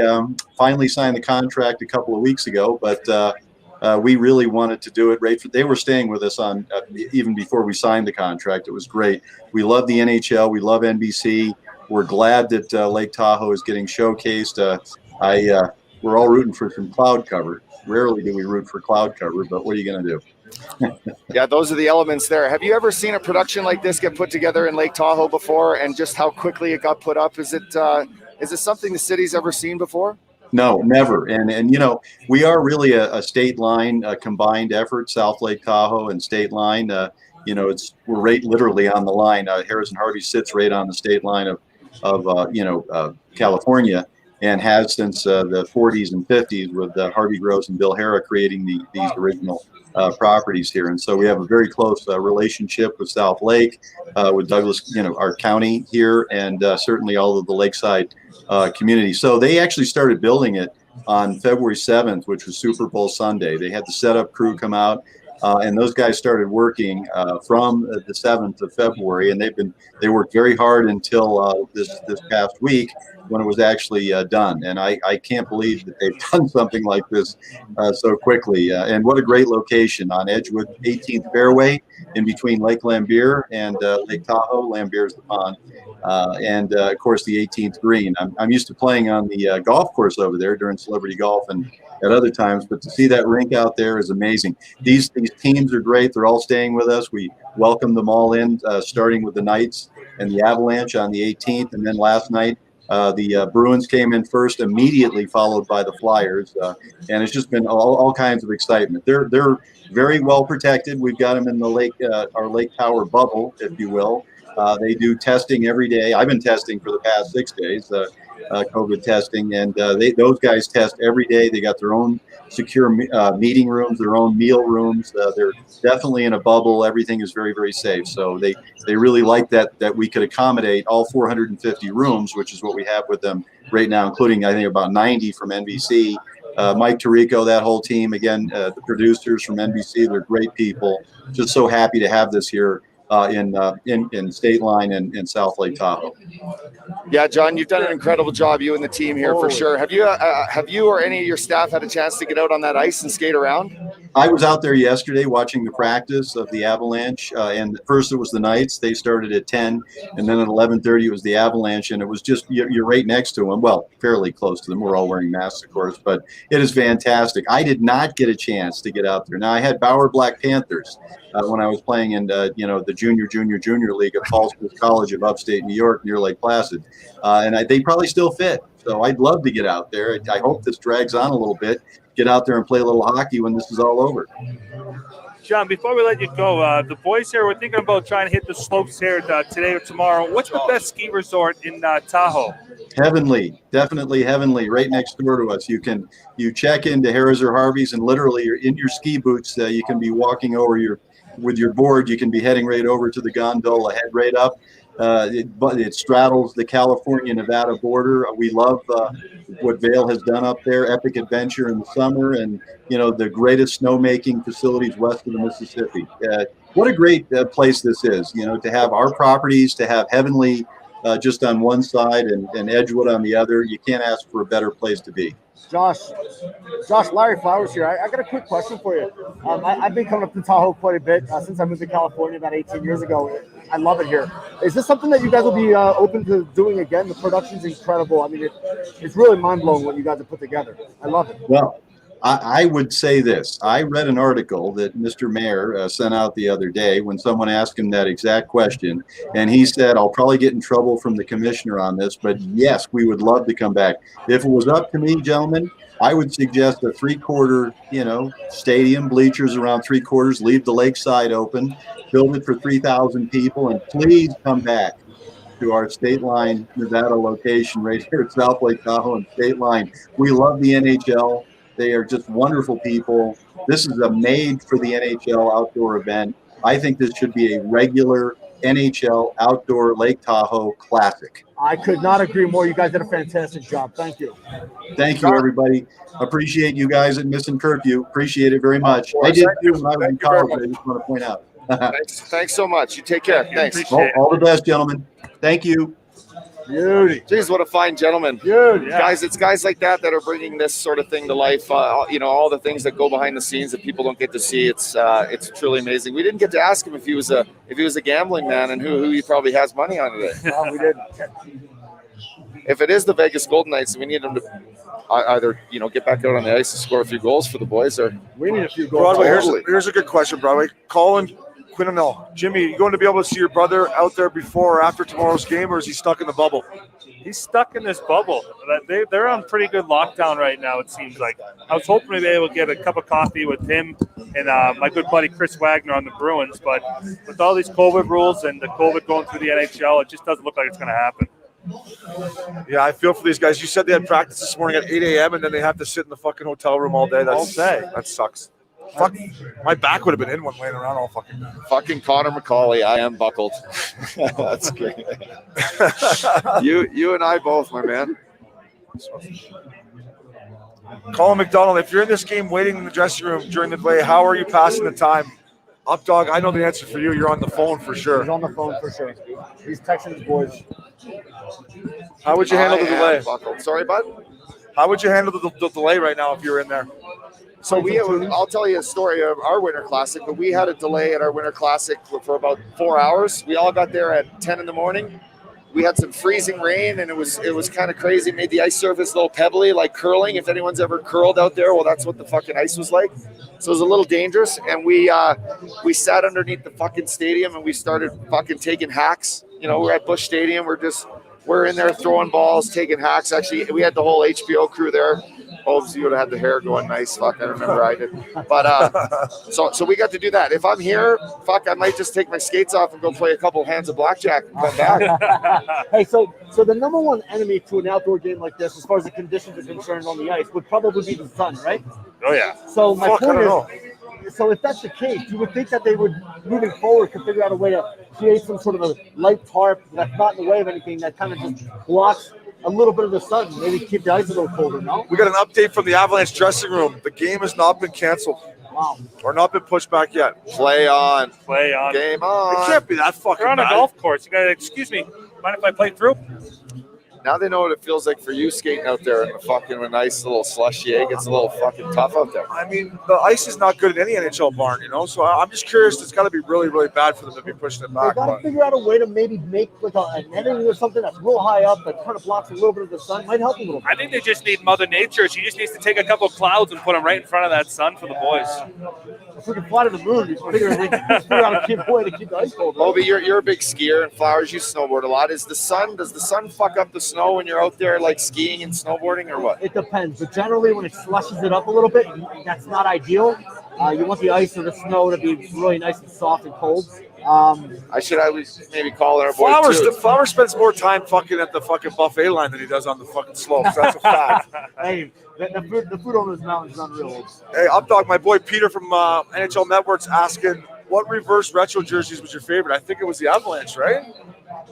It was the Avalanche was number one. The LA Kings purple and yellow was top three, and then I also like the New Jersey Devils, which to me look like the Hartford Whalers, but it's obviously not the Hartford Whalers jersey, but it's got like that green. The green in it. Yeah. So the Buffalo those are my top Sabres. three. The Buffalo Sabres, we were talking about it the other day. Those ones are unbelievable. That's the only thing in Buffalo doing the fucking is the jerseys, right? I'd like to see these Colorado jerseys be opposite though, so the darks. That would be unreal. The Northeastern dark with the purple.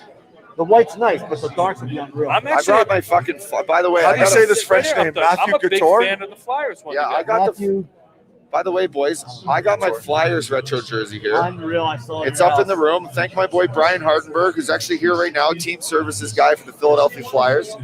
We could actually bring him on. He's a great guy. He's hooked me up so many restaurants and extracurricular activities in New York in my day. Your brother actually attests for him. Good guy. Hardware. Matthew Couture says, play on, Tabernac. And then Ryan Drummond, this is a chirp up like this.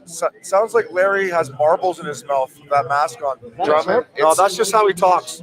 It is how he talks, but it sucks with these fucking masks on talking in this microphone. I tell you, Cut it me some sucks. slack. Tell me some slack. Boys, Smacking we're- them out. hey, listen, people out there, we got almost 1,000 subscribers on our YouTube. If you guys get us up to that 1,000 in here, what are we gonna do for the fans, boys? We'll give them a Flowers kill story. Free. Hey, Flowers, you're the only single guy here. You got to give us something. Tyler Kinner. Any good stories from nights outs in Ottawa? Tyler, I used to rip it up in Ottawa on July 1st. Me and Brad Richardson back in the day. I would stay right on Market Street. But as for during the league, I don't know about you boys. Ottawa was always my, probably room service or quick dinner with the boys and then shut it down. Did you mix it in Ottawa at all? No, only one time we mixed it in Ottawa because we had a chance to go downtown, but we stayed out. What's the name of that town we stay out with? Like Canada. Like that was too far away from anything. That was a city that I just never really enjoyed. It was always ice cold there. But the one time we did get out that main road in Ottawa, we had a pretty good time. That's where I was drafted too. So I was drafted during the summer there. So I know Ottawa they can grind it. So I'll give Ottawa a little bit of credit, but that Canada setup is brutal. Are you guys excited at all about the new Seattle squad that's coming into the NHL? The Krakens. The Krakens. That should be good for the league. Our merchandise is our color. Derek Scheifler's. What's a guy got to do to get Uppy signed jersey in the PO box, up dog? What do you want? I'll send you something. Who is that? Here's a good question. Jack Doherty, blackjack question. Do you hit on 12 or wave it? It depends what the dealer has, right? You hit. Hit all day. If the dealer has a 2 or a 3, then you hit. Yes. If he's anything else, like a 4, 5, and 6, you pass. Correct. Even on a 3, you might pass. But on a 2, the 2 is the dealer's wild card. You always hit on a 12. I do anyway. Yeah, no, that's the right play, Uppy. Yeah, I mean, that was nice having you there last night. 'Cause I'm not the best blackjack Flowers, player, your but dad. having you coaching me up last night, you want me a couple bucks. That's what but I'm here for, bud. But I suck at gambling. You got to play with a little bit of kahunas. You got to kind of go big here and there. It's the only way you're going to make money. What you also need to do, Jimmy, is have a fucking positive attitude when you're at the table. You got to be fucking chirping. Your energy was through the roof. You got to get to know the dealer.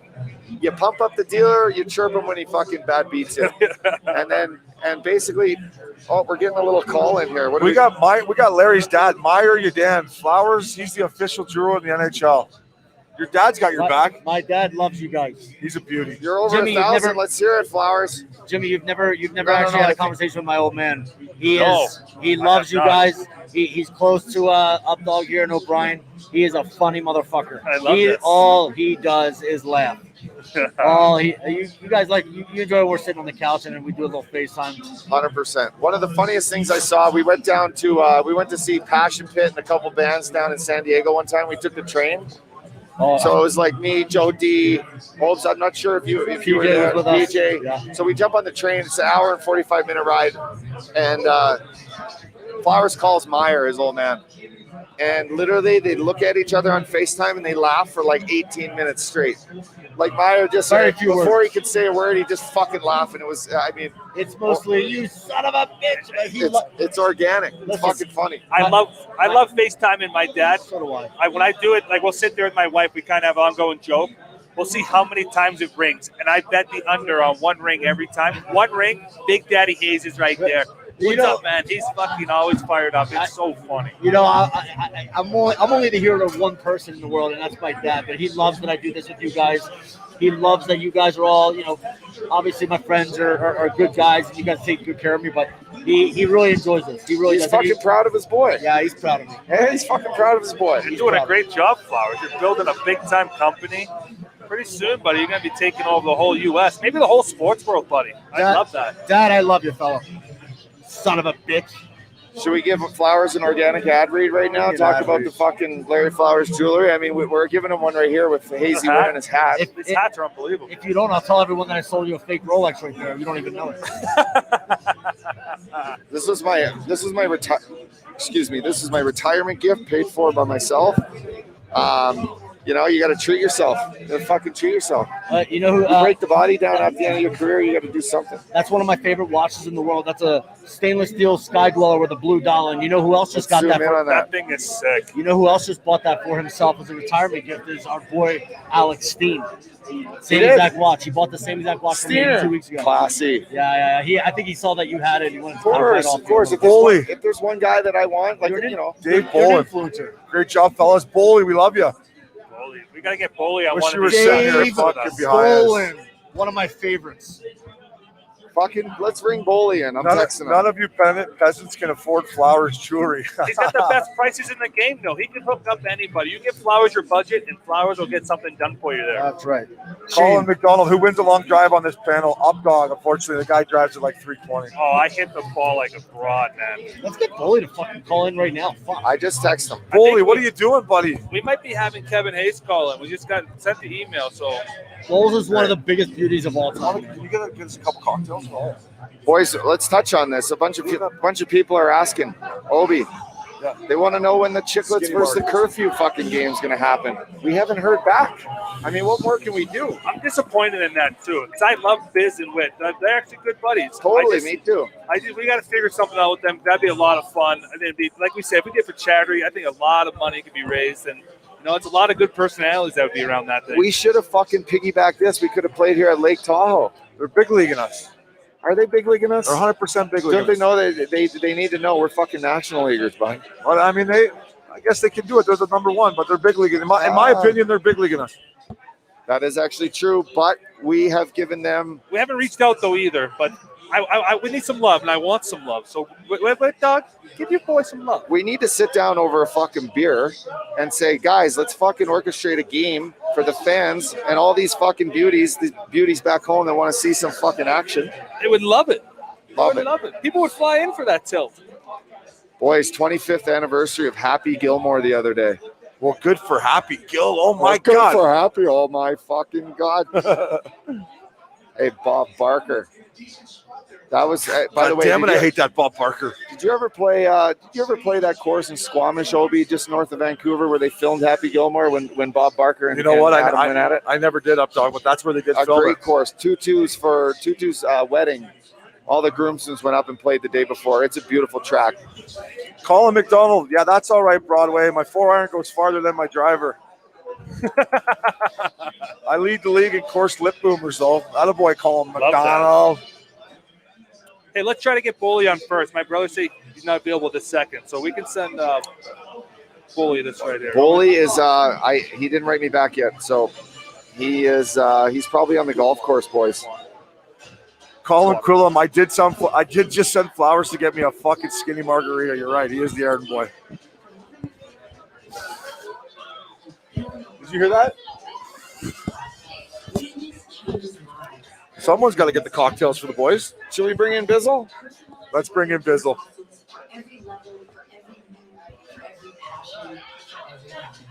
Ladies and gentlemen, for our fans out there, this is a Missin Curfew. Put this on and then first. I'm gonna wait till he gets. I'm gonna wait till he gets his headset on. He's better looking, Flowers. I tell you that. And I don't know if he's got more kills though. They're probably about the same.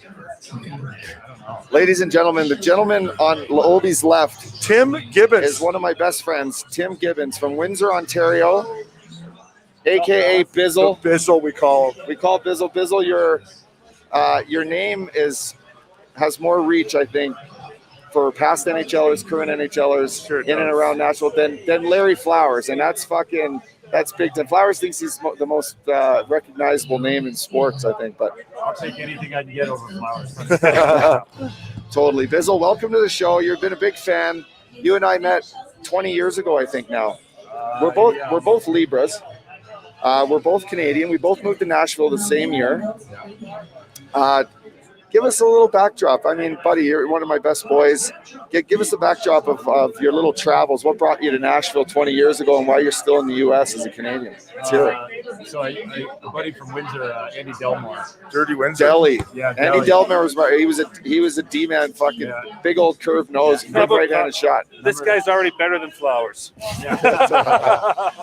So break it down, Biz. So Deli used to come to a bar with at Windsor and always talk about how great of a city Nashville was.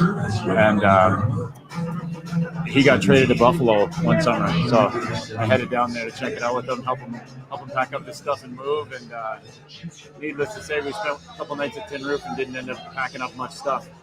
Yeah. Hey, the Tin Roof folks. Oh, yeah. He brought me in there on a Friday night. It was happy hour, about 5 o'clock. We got there and I thought I had died and gone to heaven. Hey, Bizzle, tell me how long you've been bartending for. When did it start? I started when I was about 15. 15 years old. Where at? In Windsor, a place called Fidel's. Fidel's. Fidel's, yeah. There was a little strip club across the street I worked at for a little while too, but parents didn't know about that one for a while. So he started young, folks. Bizzle, can you tell us about like the fan base in Nashville? Like, it's obviously grown throughout the years. Like, Nashville's one of the best places to go visit and play. Yeah. Can you tell us how that city is bought in with that team, and what's the best bar you think in Nashville to go hit up? Oh, best bar, hands down, be Tin Roof. Tin Roof, right? Yeah, for sure. But yeah, hockey, when I first moved there, it was kind of weird. You know, you go to the game and they're putting the description of the calls on the Jumbotron and explaining it to people. And like the PA guys calling icing, you're kind of looking around like, what the fuck? Like, no shit. But and even like in men's league hockey there, whatever, you know, it's really bad. Thanks, fella. It's just kind of evolved, and these guys have bought in over time. And after that cup run there, that was insane. I know we were there for that, hanging out through the whole thing. Fucking rights we were. Yeah, I remember bits and pieces of it. We were the drunkest guys in Nashville, that's for sure.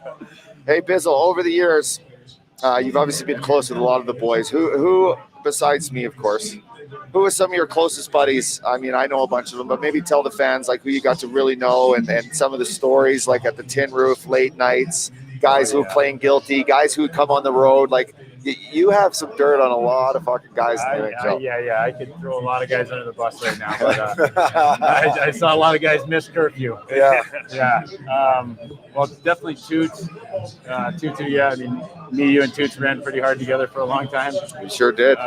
Toots is the best. Obi, obviously. I met Obi, though, in Philly when he was still with Tampa. We had a night that night, too. We had a fucking. Me and Bizzle were reminiscing over dinner last night. I was the only guy playing. You went home, and it was Lupo was hurt, shocker, and Richards wasn't playing for whatever reason.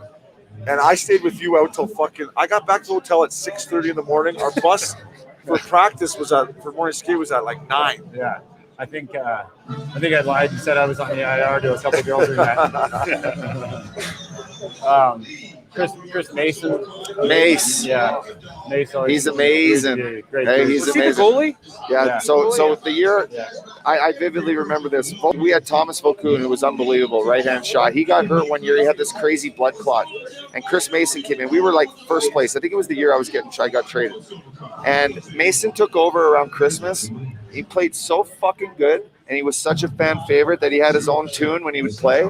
And it was like, he's amazing. And it was the whole crowd would sing it and everything. And he's still working for the Preds, right? He is, yeah. He's doing like radio for him. You know who I love that works for the Preds is Terry Crisp. You ever meet Terry Crisp? Crispy is a fucking beauty. He's awesome. Hey, Bizzle, this guy's asking Carl Ricky, ever been to the Treehouse? Oh, yeah, of course. Is that a strip club in Windsor? No, it was a bar on Olette Street. Yeah, I think I knew a couple bartenders there. Yeah. I think I woke up covered in pizza sauce from a night at the Treehouse. we were talking to Bizzle. I was talking to Bizzle last night. So Bizzle, you're okay with it. Bizzle doesn't drink anymore. And we were talking about Nashville, and people always talk to me about the Roxy. And I told Bizzle, I'm like, where I drank the most in my career was Nashville. Yeah. Like, you leave the rink, it's a hard place not to drink. You're going home, there's country music being played. I'm like, fuck it, I'm going to go in for a beer, you know? So when we had Revo on yesterday and he was talking about Vegas, and you're like, hey, how hard is it to fucking stay home in Vegas? And he explained, like, guys, when you live in Vegas, you hardly go to the Strip. The Strip's fucking, you know, the bright lights of the Strip aren't really so bright when you live there. Yeah. Well, when you fucking live in Nashville, it is on all the time. All the time. Like, there is something to do, and there are beautiful girls everywhere. It's like the #1 bachelorette destination. There's good, hey, Biz, there's good food. There's great bars. They fucking stay open late. You can do whatever you want in most of them. You can go to a concert every night of the week. Yeah, that's true too. There's so many good music, so much good music. And then, I mean, yeah, to know that all those tourists are in your backyard whenever you want to go down there and pluck a few out. Bizzle, who's a country star that you've seen play in one of the bars? Like any unbelievable shows that some big star just showed up to the Tin Roof for us? Oh, you name it. Yeah, I don't think you could name one that hasn't a Tin Roof. Remember how fucked up Kid Rock used to? Kid Rock. Remember how fucked up Kid Rock used to get? Oh yeah. And play and then have parties back at his house. Yeah. Who's that one country singer Legwan was super tight with? He had like one big hit. No, that doesn't help. Dave, he's from St. Louis. Yeah. Our boy, We used to chase the same girls around. I'd always get them. What's his name? No, come on. From St. Louis. He sings the national anthem for the Cardinal games. He's our boy. Oh, David Nail. Yes, David Nail. Oh no, yeah. Shout David out to David Nail. Yeah, Good he guy. would always go up and strum it when I was at the roof. He When had I first moved to Nashville, David Nail was my fake ID. Nice. I was only 20. good looking guy, and he could his voice. He could sing. I'd get up on the stage at the Tin Roof and I'd play that Gavin DeGraw. I don't want to be anything other than what I've been trying to be lately. We used to rip that. And then, hey, shout out to our Henry and the Seahawks. Oh yeah, man. Our boy, our long living legend that used to play at the Tin Roof every Friday, Saturday.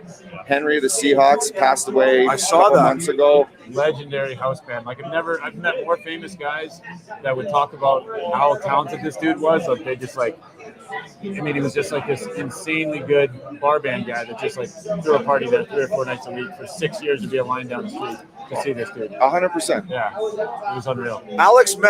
I met Jimmy Broadway out one night with our boy Cam Darcy. Jimmy chirped me for wearing shorts to the bar, and I don't think I've worn shorts since. You must got skinny legs, buddy. That That's probably why. was the one thing the up dog taught me in Florida. You can never wear shorts to dinner or a bar because that is just not an NHL move. And I had to learn the hard way too, buddy. So, hey, I'm glad I taught you a good lesson, and I guarantee it's helping you in the lady department. What else did he teach you up here when you're in Florida? Taught me a lot of things. I was a great wingman. I had a lot of fun with the up dog. Robert Christie, any good stories from playing on the road in Minnesota? Listen, Minnesota's a sneaky good city. I told you, bud. Pavel Demitra took me out there for my first time, and we used to play in Mini. He took us to a couple good places. And after that, Mini was always fun. And Minnie, when I was running around back when I was younger, they got some good-looking girls in Minnie, right, Obes? Obes, you didn't believe me when I first told you that, but The Blondies. it's all blonde. That's a lot of guys' patterns, and that's a good pattern. You ever party at Mini? Nope. Oh, yeah. It's sneaky good. I never would have thought it would Yeah, have it's no Nashville, though. I'll tell you that, Bizzle. Tyler Jam Sly, best Preds story. Season ticket holder from 2009 before I moved. Best Preds stories. I think for me, my year there, we won the first playoff series in Preds history, and I just remember like Poyle and who was the assistant GM there? That Paul Fenn. Fucking Paul Fenn. They literally, He ratted you out. Oh, didn't he fucking sizzled me. But they would come in, and the emotion on their face that they finally got to the next step, like they were hugging webs and suits and being like, thank you for finally doing this. And I was like, wow, this is a big deal. So that for me, I don't know about you, Nashville, but that for me was like, wow, this is a big deal. Are we talking about? Sorry, I was texting. Yeah, this guy wants to know stories from the best Pred stories you can jump into if you want about probably the Stanley Cup Finals, right? Oh yeah, that cup run was unreal. Like I mean, just watching that thing just like keep growing and building steam, and how all the bars down on Broadway kept having like bigger and bigger acts, and every time they do the national anthem, you're kind of like, who's it going to be? You know, and they keep bringing out like Luke Bryan, Carrie Underwood, all these people. But there was like 1 million people down on Broadway. I mean, to like walk out of the rink and have that like electricity right there was insane, man. That was a fun run. So that was probably my most drunkest and most expensive 2 months of my life. when I got a chance to play with one of my childhood idols, Paul Kariya, in Nashville, that was really fucking cool. One of my favorite players I was maybe 20 years old, 21. I was on the golf course. I remember in Edmonton playing fucking like I don't know which course, but anyway, I remember getting the call from my agent, hey, your team just traded for fucking Paul Kariya, and I'm like, what? Wow, it's unbelievable. So I have this book report that I did a long time ago. I did this book report in fucking like grade 5, right? On one of your idols. Most kids did it on fucking Michael Jordan or whatever. And sure enough, I do it on Paul Kariya. And I do like a 7-8 page cutout, glued together, little description. Got it like a B+. Not bad. Probably a couple spelling mistakes. Like I fuck up all these guys' names on here. And he always prides himself on that Scholastic Player of the Year thing. I did. Fucking WHL Scholastic Player of the Year. You won that?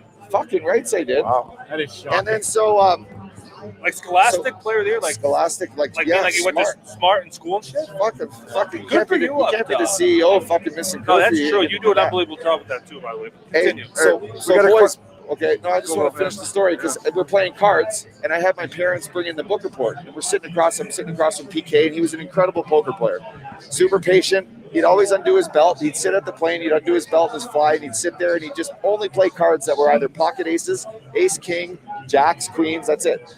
he'd fucking sit there and he'd always win. But anyway, the one day I'm like, watch this, boys. This is going to fuck up PK today.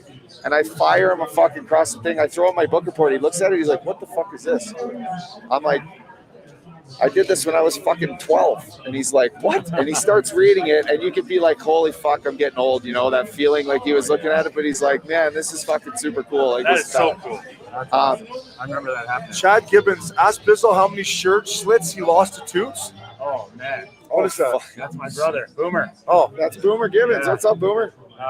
Toots, every time he'd walk in the roof, just either ripping your shirt off or somebody else's. Always. And then the next day he'd come in and he'd be like, hey man, sorry, here, go up the street with my credit card to that clothing store and buy everybody a bunch of new clothes. Yeah, fucking rights. Bill Bizzle, just for a second while we have this, Yeah. we're talking about shirts. Yeah. Talk about your company that you got going on right now. Oh yeah, did some vintage clothing stuff. It's called Save Your Clothing. So it's Save your clothing. like SAVIOR, like Savior. So Savior. Okay. Yeah. So you can go to my Instagram, Save Your Clothing, and check it out there. We'll put it out there. Vintage concert tees and stuff like that. Yeah. So you're hunting down some sick concert tees, Yeah. things that are worth money. Yeah. You're slinging them up. You guys got a website. Exactly. Yeah, it's all authentic stuff. Real So like stuff. baseball cards and hockey cards right now that are going through the roof. Exactly. T-shirts. How's the market on T-shirts? Same thing. In the past year with COVID and everything, it's gone through the roof. People going out looking for this stuff.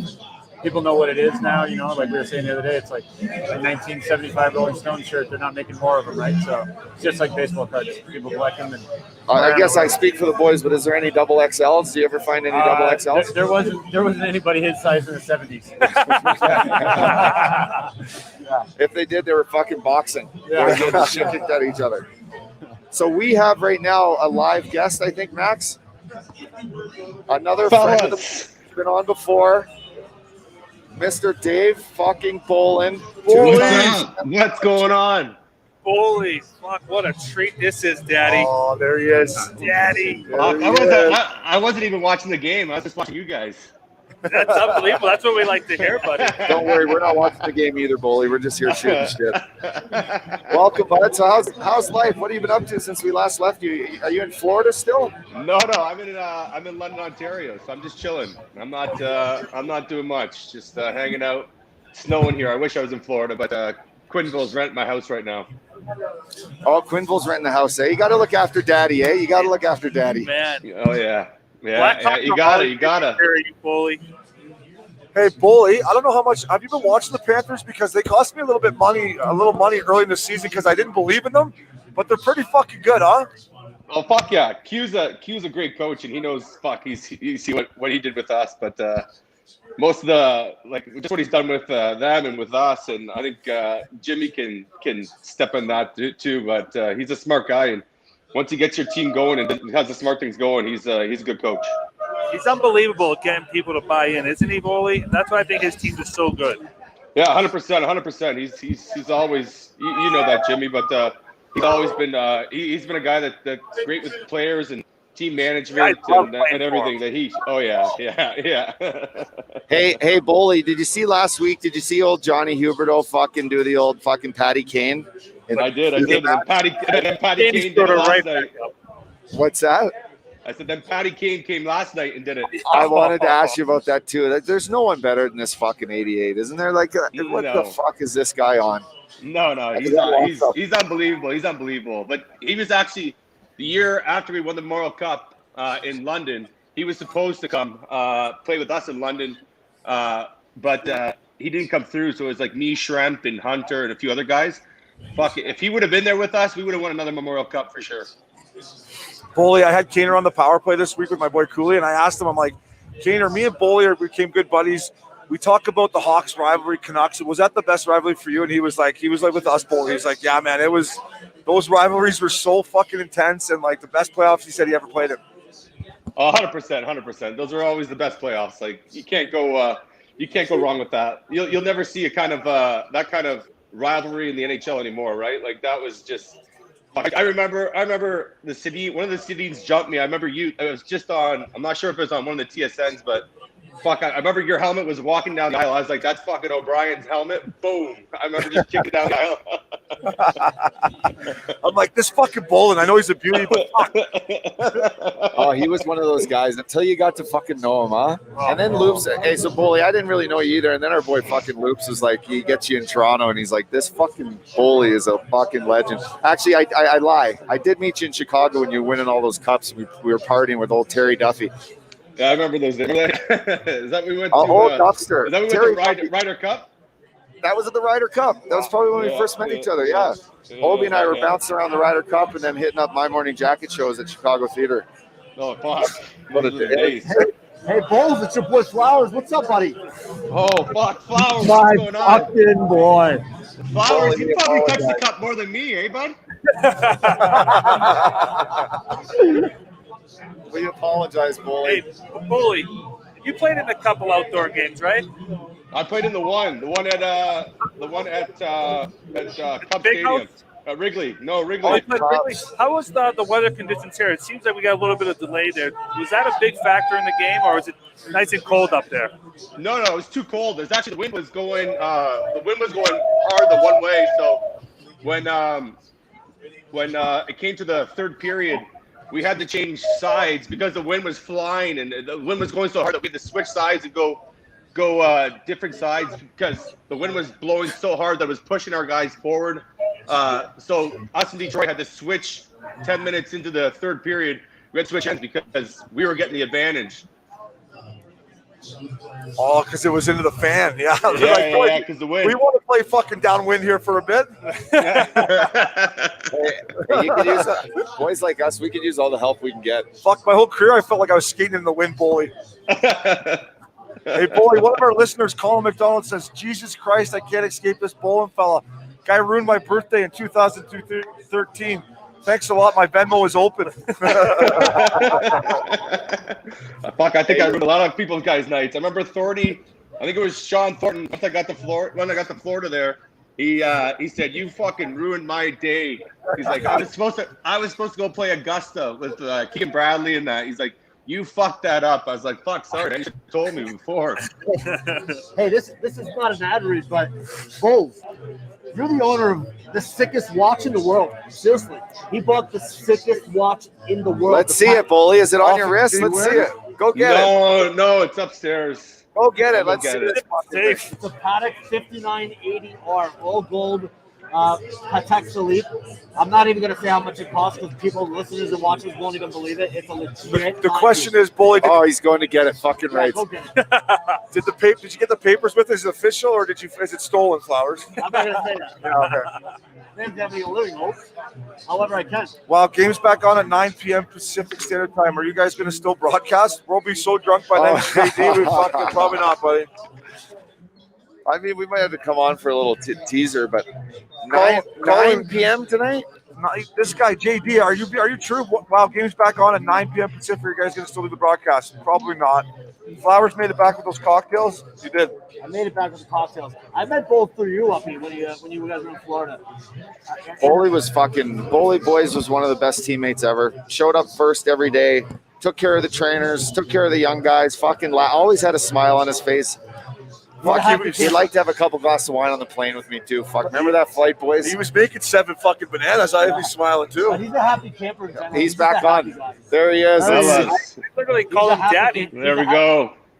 He took me one time to Louis Vuitton store. Let's see that. Oh, look at this thing. That's National League, Bully. That is the finest timepiece on the planet. That's Thanks, my favorite. Larry. Wow. God damn it. Are you wearing that thing or are you just keeping it in the safe? I just keep it in the safe. Fuck, you're a legend. Hey, man. Smart guys know what smart plays are. Daddy, when are you going to buy me one of those?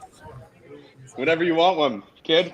I'll talk to Flowers. Bully, I don't know if you saw this on the Missin Curfew clips, but it summed up Bully to the Vancouver Canucks in a nutshell.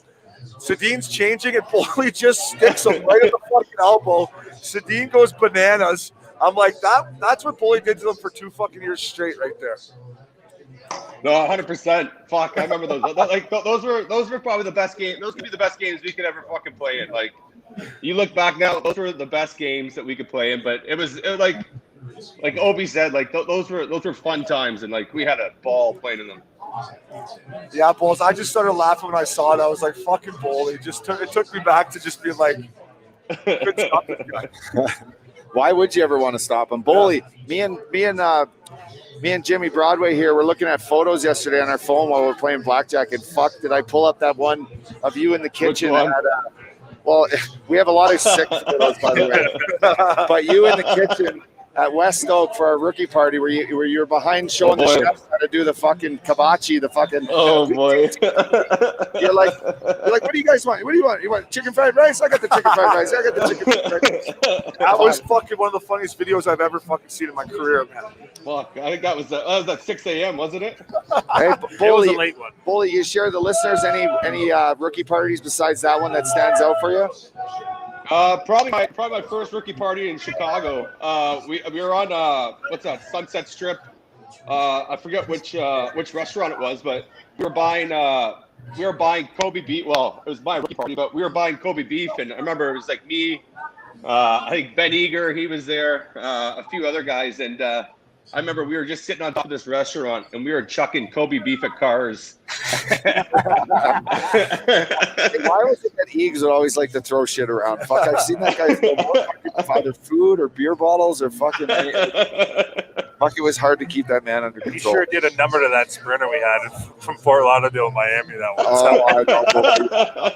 That was a low point. That was a low point. I know you and I have been chatting up quite a bit about you eventually being able to get out of town and coming down to Newport Beach. Come hang out with the boys and play some golf with the boys. Oh yeah, I'll be down once we can travel. Once all this COVID's fucking done. This Ryan Drummond saying you guys got to get some golf in with Bully at Red Tail. Is that a sick track? Oh yeah. It's I'm a member at this course here in London. It's pretty private. It's a great course. It's here in London. Whenever you fellas want to come down, come play it. I'll take you guys out. And then Andy Serge says, "Bully's still getting paid?" ? Thanks. Hashtag Uncle Dave. No. That's Uncle Dale. Uncle Dale, yeah. Uncle Dale. Hey, Bulls, I've been impressed with the Blackhawks, man, and honestly, with Taves out, have you been watching the Hawks and what Kane's doing there? It probably doesn't surprise you, right? No, it doesn't surprise me, but they're like I kind of didn't. I didn't think they're going to do this well. I kind of had them at the middle of the pack, but when you give Kane free range, he can put a show on. But you still got some good guys still there, right? You're still missing Taser, you're still missing Siebes, but you still got DeBrincat, you got Strome, you got that Ian Mitchell. Like you got some good young guys coming up there that are going to step up here and be good for them. Yeah, hey, Bulls, you don't have to answer if you don't want to, maybe don't know. Have you heard anything about Taves, what's going on at all? Or no, I haven't heard anything. I haven't talked to him or anything. So I hope he's doing good and hope he's all good and everything's okay. But they're missing him. Bully, are you still getting paid by the Hawks or what? Who are you getting paid by? I wish. Someone. Get paid for someone to watch it. How much commission do you make on that watch, Flowers? I can't tell you in front of him. Hey, Bully. I know he won't tell me. You're supposed to say I give all my commission back to my clients. That's why I'm the best jeweler in the fucking national. I think you guys already know that, and Bulls, Bully, you know that too. Well, I know you just touched on it, though. Some of those young guys. Who's a young guy in Chicago that has impressed you and stepped up the most so far? I'd have to say DeBrincat. Like DeBrincat's still one of the he's still one of those great young guys that's going to be there. But that Ian Mitchell, he looks good. He looks steady. I think he's going to learn a lot from Dunks and probably learn a lot from Siebes and all that. And he'll probably learn a lot from our boy Brookie from Brookbank there. So Brookie. They got some good guys there. It's so impressive that Duncan Keith can still play 25 minutes a night. It's just been like this entire point in his whole career. He just continues to find a way to just eat clock. Yeah, he's a machine. Like he doesn't put anything bad in his body. He's one of those guys that just he's always looking after himself. And hey, I guess that's why he's going to play over how many years, and he'll probably play till he's dead. Fucking A, boys. Well, we got a lot of time to sit and drink. I don't know what you're doing over there, Bully. You got any nice wine poured here for this afternoon? No, I wish. If there was no 14-day quarantine, I'd be down there with you guys. I know man. Jimmy Oh, Hayes. man. Hey, so our boy Hazy's been fucking 6 months off the sauce, and now's not a good time because we got about a 6-hour break before this game's going to start fucking play again. Well, I'd be at the fucking roulette and blackjack table. Bully, I said to Broadway, I said, listen, buddy, 6 months, and then you get through a weekend with me, and I'll be not drinking. You're officially an adult now. Coming along, boys. I'm coming along. Love it. Well, Bully, hey, we don't want to keep you all day, bud. I know our fans fucking love you. We love you, but thanks for coming. Appreciate Hey, you too. love coming on with you. Love coming on with you, fellas. You know that. It's always fun. Guys, you did a great job. Love it. Love you, Bully. Balls, I love you, buddy. I love you, See you, Daddy. fellas. See you, fella. Jeez, Bully, what a you guy. gotta. You know you can always count on a guy like Bully when you give him a call to either go out, go golfing, fucking, or come on a podcast. Come on a live stream. Guy's always ready to go. He's a good soul, man. He's Yeah. a really, I've really never- good soul. He's a good guy. I've never gambled with Bully, but Broadway was talking about having kahunas like the up dog. I could see Bully fucking going hard charging at the like. Oh, he's definitely charged. I mean, I've seen him walk into a club. I think it might have been like 11, and he had no problem spending it there. So I can only imagine what he would do at a blackjack table. Boys, let's touch on our sponsors for this again. Why not? While we're here, sure. The Hard Rock Casino and Hotel here in lovely Lake Tahoe. I'm going to get out this little thing just so I can give us their website.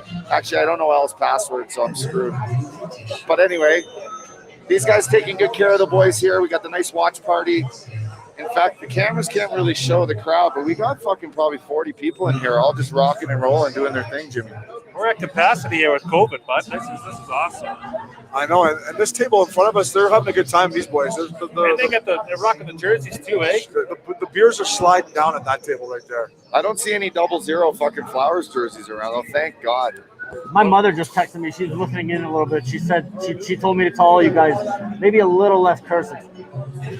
This is we do swear too much. We swear a lot. We swear a That's lot. how we talk. Miss Flowers, we apologize in advance, but this is a swearing podcast. She's just kidding. She loves the boys. This is Connor McClary. What's the weirdest fan interaction you guys ever had? So there was actually this guy. There was this guy in Chicago. The 2 years we played in the playoffs. This big fucking guy. Before the game one of the second year, I'm like, I'll bet you $500 we win the series. And he took the bet, and then they ended up beating us in 6 games or whatever. And I was walking out to the bus, and sure enough, there he was. And I'm like, here you go, bud. You paid him. Paid him $500. That's my story with the interaction is actually a pretty funny one. It's my first game. I just get called up, staying at the Sun Place in Chicago, and the Red Wings are staying there as well. So I'm getting ready to get my car out of the valet to drive to the game. I walk outside. The Red Wings bus is there, and there's some guy standing there with a magazine. And he's like, "Hey, Jimmy, can you sign this?"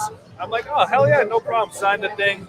It's the picture of the thing was Jimmy Howard, Roberto Luongo, and I think Brodeur. And he has Brodeur and Luongo's autograph on it. And I sign it, and he looks at me and he goes, "Are you Jimmy Howard?" I go, "No, I'm Jimmy Hayes." He goes, "What the fuck did you sign my magazine for?" I was like, "Oh, fuck, That's I his sign it." problem. And I ruined his whole fucking magazine. I felt terrible for him. Hey, so boys, do you guys remember the big, tall motherfucking Russian that would be in Toronto? Hey, Obes, and he would go, you'd walk on the bus and he'd go, "Mr. O'Brien, I want you to sign my shirt," right? And he was a fucking massive guy. Do you guys remember this guy in Toronto? I remember the young kid.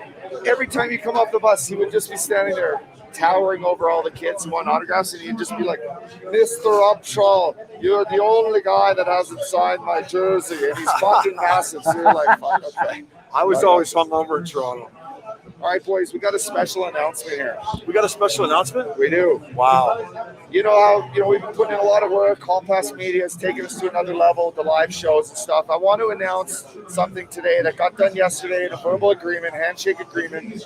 But the Missin Curfew guys are now proudly sponsored by DraftKings. Wow. We are doing a partnership with DraftKings. And we thank Jimmy Hayes for the introduction. Broadway, great job. But we are... it's about time you did something. We're going to do... That is true. By the way, boys, it's exciting because we're going to bring a very interactive side of our podcast for fantasy sports, for gambling, for being interactive with our fans. Olds, you and Jimmy have been doing the fucking parlay cafe parlays. The Parlay Cafe. Let's check our scores, Broadway. So we're going to be doing that all the time. So anyway, DraftKings, thanks for stepping up to the table. The boys really need. We're looking forward to the partnership. You guys have been badass. We look forward to your great team, great content team that are going to help us out. And let's take this thing to the next level, That's boys. phenomenal. Yeah, Broadway, great job on that. Updog, way to close the deal. A-Hall, yeah, we're excited about that. We talk about gambling all the time, and it's it's part of the game now. And You got to dibble dabble a little bit. And why It just not? makes it fun. Why not on a platform like DraftKings? Gamble responsibly, folks. Gamble responsibly, responsibly. drink responsibly, Talk and responsibly. I'll be touch on how you it should just try it. Fucking period. I'll be Yeah, touch it on would with be tough. DraftKings though how we're going to be able to maybe like boost some odds with some of these prop bets. So I think that's such a cool feature that we might be able to add. to Great this. point, Jimmy. Great point. So their team, who we now have a great relationship with, Jimmy, they want to do odds boosters. If we have a game of the week, and we're going to talk on this, but we pick a game of the week. This week, it's the Vegas Golden Knights in Lake Tahoe versus the Colorado Avalanche. These guys can do odds boosters on all prop bets. If you and me want to see, we want to go head to head on who's going to get the most shots, the most ice time. We can do anything. Yeah. It's the world's our oyster in this gambling department now with them, and we are just really excited because, Ontario, Canada just got announced that sports gambling is going to be legal. That's huge for Canadian, Canadian listeners Massachusetts is coming. who want to be involved in some fantasy sports, who want to throw a few bets down, who want to cheer for their favorite teams and win a little bit of cheddar to, put some Christmas gifts under the tree. Make sure Santa comes. Hey, in all seriousness though, Kyle Driscoll says, don't bring up fantasy around Flowers. He'll get all defensive and have to change his tampon again. Hey, Kyle Driscoll. Make sure you listen to the next podcast that's dropping. When did it drop? Was it dropping when we it did fucking yesterday? dropped Yesterday. already, fella. Oh, it did? The fans already know your bullshit. No, I want you to listen to the podcast and then come back and then text the boys and let me know what you really think. The fans already know, Flowers, you're fluff.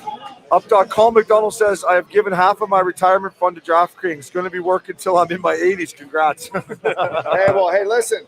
What's his name? His name's Colin McDonald. Hey, you follow us. You continue to follow us. We're going to odds boost the shit out of some fucking great plays. You follow us, and we'll get you back to even, pal. I promise. You'll be buying Bitcoin in a month, Colin. What else we got on there? My fucking computer froze. Here we go. Too much porn. Yeah, kidding, folks. BL says, Obi, what was it like going against Patty Kane in those crazy series against the Hawks? Fuck, it was tough. I just remember Patty Kane scored the fucking series clinching goal, and he was just like did the heart and then punched it. I was like, that's a sick selling. Jimmy's gonna do a little ad read for the boys here at the Hard Rock Casino. This is where we've been staying. The Hard Rock's been a first-class organization here for Missin Curfew. And, if you guys go visit the Hard Rock Casino Lake Tahoe.com, you're going to get 20% off your stay until April 24th, and blackout dates apply, and the offer code is Missin Curfew. So go onto that website, Hard Rock Casino, LakeTahoe.com, and put in the offer code Missin Curfew. And, you guys are going to come here and enjoy your stay, and you're going to be able to gamble.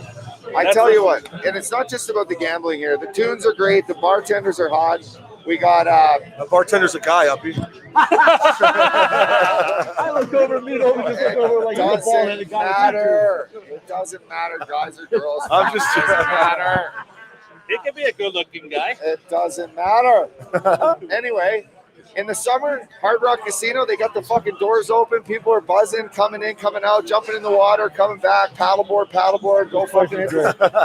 It's a great spot. Oh, if you've been here in the summer, it's fucking awesome. Yeah, it's great. So anyway, thanks again. We appreciate it. Sorry we had a little noise complaint the first night. But we thank you. We'll be back. And maybe I'll jump on the table again and take another couple. We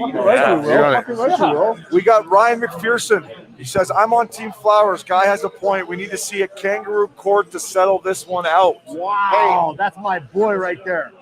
That's this my boy guy, right there. I don't know what side this guy's on. If he's cheering for a fucking jeweler, I don't know what. I don't know. Oh, no. I think once people hear the interview, He must I be think people will popping the question understand. soon. Uppy, people are going to figure you out. Flowers, pay your fucking money. People are going to figure you out, Up Dog. This Up Dog will win at all costs. Hey, Obes, how about this question from Ryan Caldwell? all you guys who was one player you couldn't stand playing against in the NHL? For me, it was Vern Fiddler. Vern Fiddler pissed me off. Let's I can't fucking believe bring it. him in. I know he's buddies Let's with you bring him guys, in. but he was the guy that got under my skin every single time I played against him. Let's bring him in and let's hear it fucking first hand. Andy Jake McCarthy, Uppy. we're working on some brewing neck names. We're gonna have somebody here in the future. Brett DiClemente, my boy. Andy Sarge says, cannot trust the Scholastic Player of the Year in the Dubs picks. Hey, just so everyone knows too, the Scholastic Player of the Year in the dub. That's not, yeah. We get hit in the head a lot. With fucking, hey, listen, it's the mountain air out there, long bus rides. You getting the fucking homework done. You know, if you're not picking up chicks in school, you're doing fucking, you know, a couple little reads. Anyway, I took that trophy and threw it right in the trophy case, boys. Josh Fader asked me, Obi, worst hangover game in your career. It was an exhibition game in New York. I didn't think I was playing, and me and Bugsy Malone stayed out till too late. I woke up in the morning, and Mike Smith was like, hey, you and Bugsy are playing. I couldn't eat pregame meal. I was so hungover. And I went out there and played horrendous. And I actually got danced by Colt Noor. That's when you know you're fucking in one. But I'll tell you this, I guarantee you had a good time because Bugsy's a fucking beauty. I love Bugsy. He's awesome. Uppy, bud, mixing the water, you're slurring your words. Swizz 21's all over you. It's already Saturday, man. I've been here 3 days. Lucas, now, guys looking for a free watch with that comment? Yeah, no shit. Shut up, Lucas. Anthony Shaw Holmes, how can I listen to that Patty Kane interview? You go to the Sirius XM app, my friend, and click on Steve Koulis' good-looking mug. These skinny margaritas are good. Fuck, are they great? Are they, though? Are they really good? No, they are. Buddy, I started drinking them in They make you McKenna. skinny?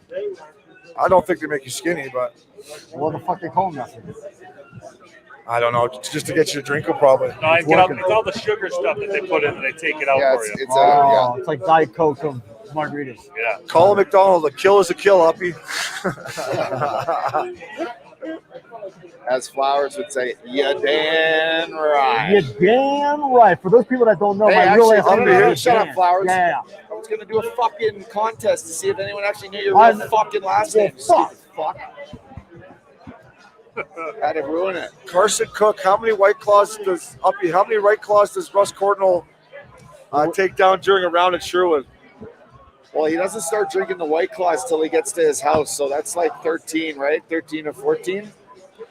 But fuck, does he show up with a nice cooler full of beers and he's got the fucking what we're doing, fireball shots? Fireball, I think. I mean, Rusty Babe is first class all around.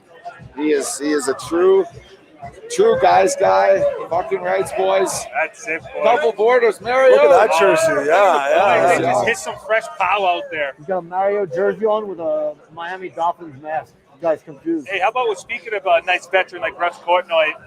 You guys want to tell the listeners what veteran we have coming on this week? If he doesn't bail on us. We have a veteran coming on, 97, not Joe Thornton.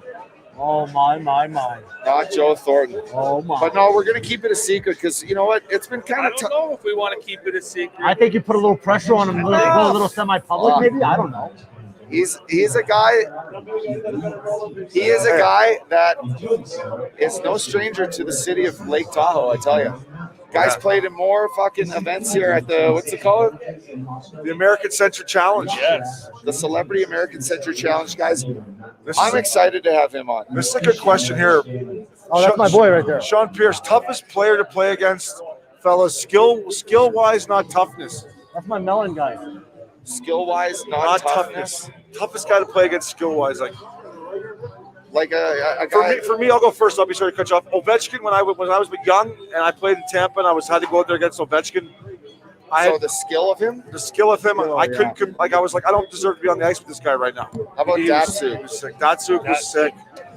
Like Datsuk skill-wise, was boys, Datsuk could turn anyone inside out.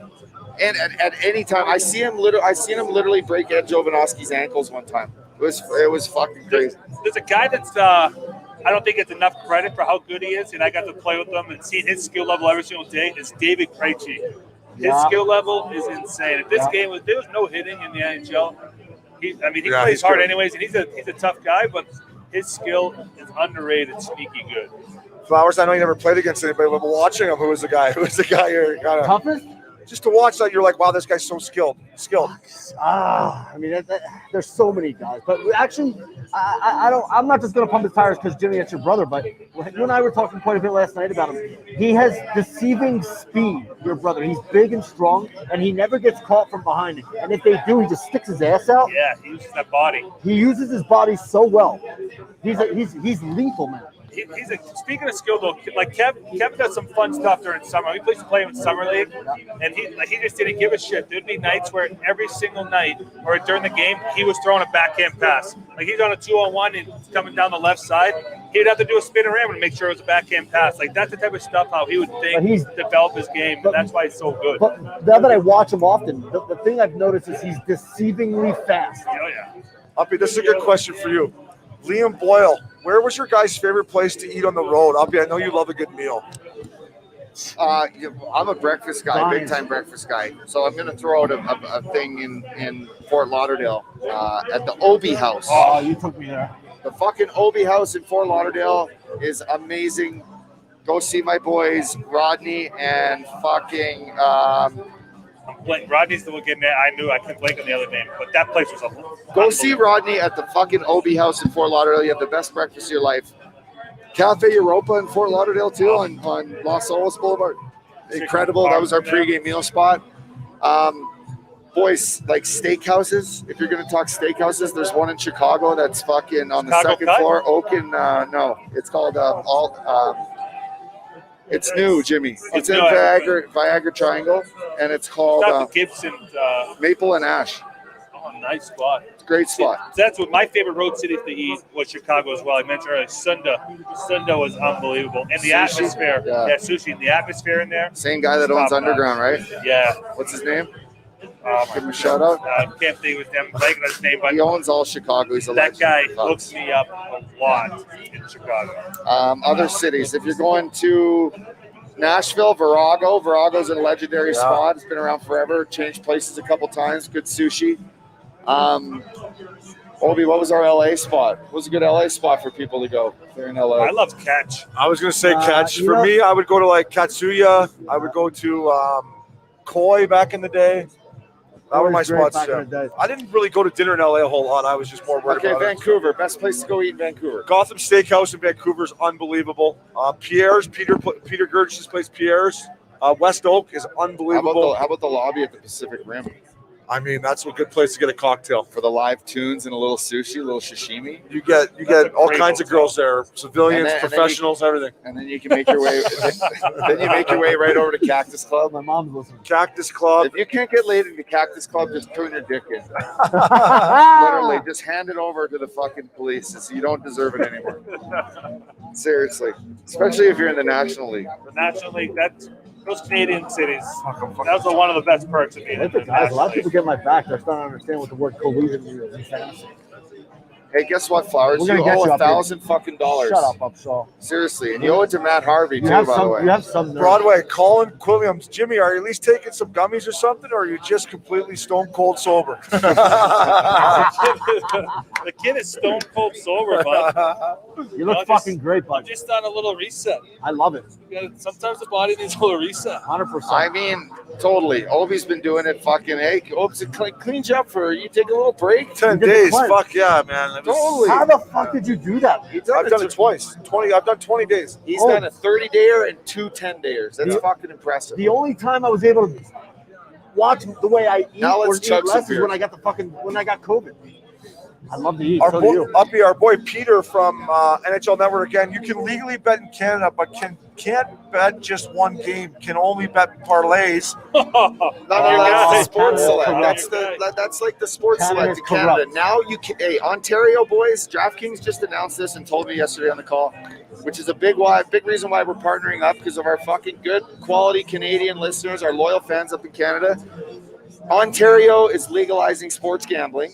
And DraftKings is fucking coming in there with a vengeance. Wow. And we are going to attack. We're going to fucking attack. Get on the forecheck. We're going 2-on-2 forecheck. Hey, here's a little love for the boys. BL, love your pod and appreciate your hard work, boys. You're huge up here in Canada. Keep up the amazing work and pollute your bodies tonight. Brett, whatever, DeClemty, Flowers, I got your back, Total Collusion, Larry My Flowers, boy. Jewelers. You need a sales guy? Hey, Brett, listen. First of all, Flowers is never going to pay anyone. So if you want to do it for free, he might fucking hire you. Trust me, you don't want to work for Flowers. You won't get paid. Flowers is forever in debt to us, by the way. Just so you guys know. He's trying to fucking chirp me for colluding, which it doesn't make any sense. Quote unquote. This is a cool question. I think I know your answer. Colin McClary, what was your welcome to the NHL moment? It was going to New York and getting absolutely shit-faced with the guys on my team when I was 19. That was as soon as I got there, they're like, drop your bags off. You got your fake ID. We're going out. And I went to this place in the meatpacking district, and this is back in 2002, which it was nothing there. And fucking Clark Wilm and Hartnell and Leggy, they took me to a place called Hogs and Heifers. I don't know if you guys have ever heard of this Hogs place. and Heifers. Fucking disgusting. So we go in there, and there's fucking bras and panties all over the roof. It's like a Coyote Ugly, and I'm in my suit. And as soon as we walk in, I had like the blonde hair. I had the blonde tips going at the time. As soon as we walk in, the fucking bartender who's just like this cougar with massive, massive jugs. She's got the xylophone speaker, and she's like, "Hey, kid, put the fucking suit on. Get up here." And she fucking pulls me up there by my tie, pours tequila down my thing, starts like putting on the Coyote Ugly music. And that was my first road trip in the NHL. I scored my goal, I think 2 nights later. My first goal 2 nights later. Mike Richter? Against Mike Richter. That's sick. Wow. And I went bar Mexico on Mike Richter, by the way, for my first goal. Fucking breakaway city. How are you? I think other than my first goal, like that, you score that first goal, that's like your favorite moment in the NHL. I think the moment when I got the message from Tony Ullman when he told me that I wasn't going to be able to get sent back down. Like I was up on the NHL team for the rest of the year. That was the moment where all the boys we were actually in St. Louis, and once they gave Andrew Shaw and I that news, they had 20 guys on the team took us out to a bar. I forget what the bar was. You might know it up. It was a Sunday spot. It was just like a kind of a lounge in the back, and the boys we just got after it in this place, and that was an awesome moment for me. Where is that at, Jimmy? It was in St. Louis. If you kind of walked in and it's just. Oh yeah, it's called Bar Napoli. Is that what it was? I can't remember. Bar but it's an indoor-outdoor little spot. Yeah, and then we went over There's a spot to at the back of the little lounge. From there we went over to, is it the south side of St. Louis? Ooh. We went over there for a little bit. Searching for a little fun there. Yeah, we went for a little bit. So this is crazy. So I living in St. Louis for 4 years. I did not fucking cross the river. I did not cross the river. And it was a place like on the other side of the river, there's like a casino and there's some strip joints and shit. I never ever did. And it's crazy. But some guys would be like, fuck, you go to St. Louis, let's just bomb over. There's one good restaurant and there's like strip joints. Never had to. It's funny, when a bunch of my boys went into the finals in St. Louis, posting those guys, they all bombed over there. They said it was nice.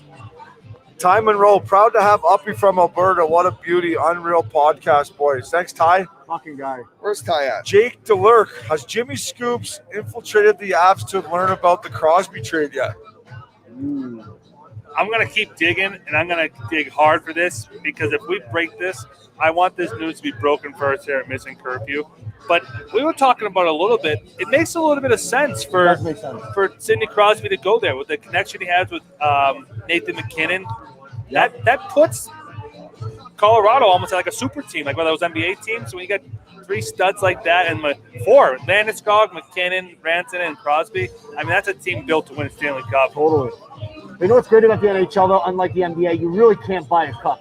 Even if you put – Exactly. It's not like the NBA. With the NBA, they can do that. NHL, they can't. Yeah.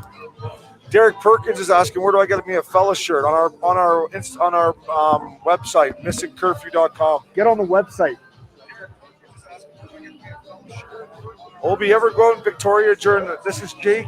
No, Brock. Ever go out in Victoria during the Van time? You know what, Jake? I never did, buddy.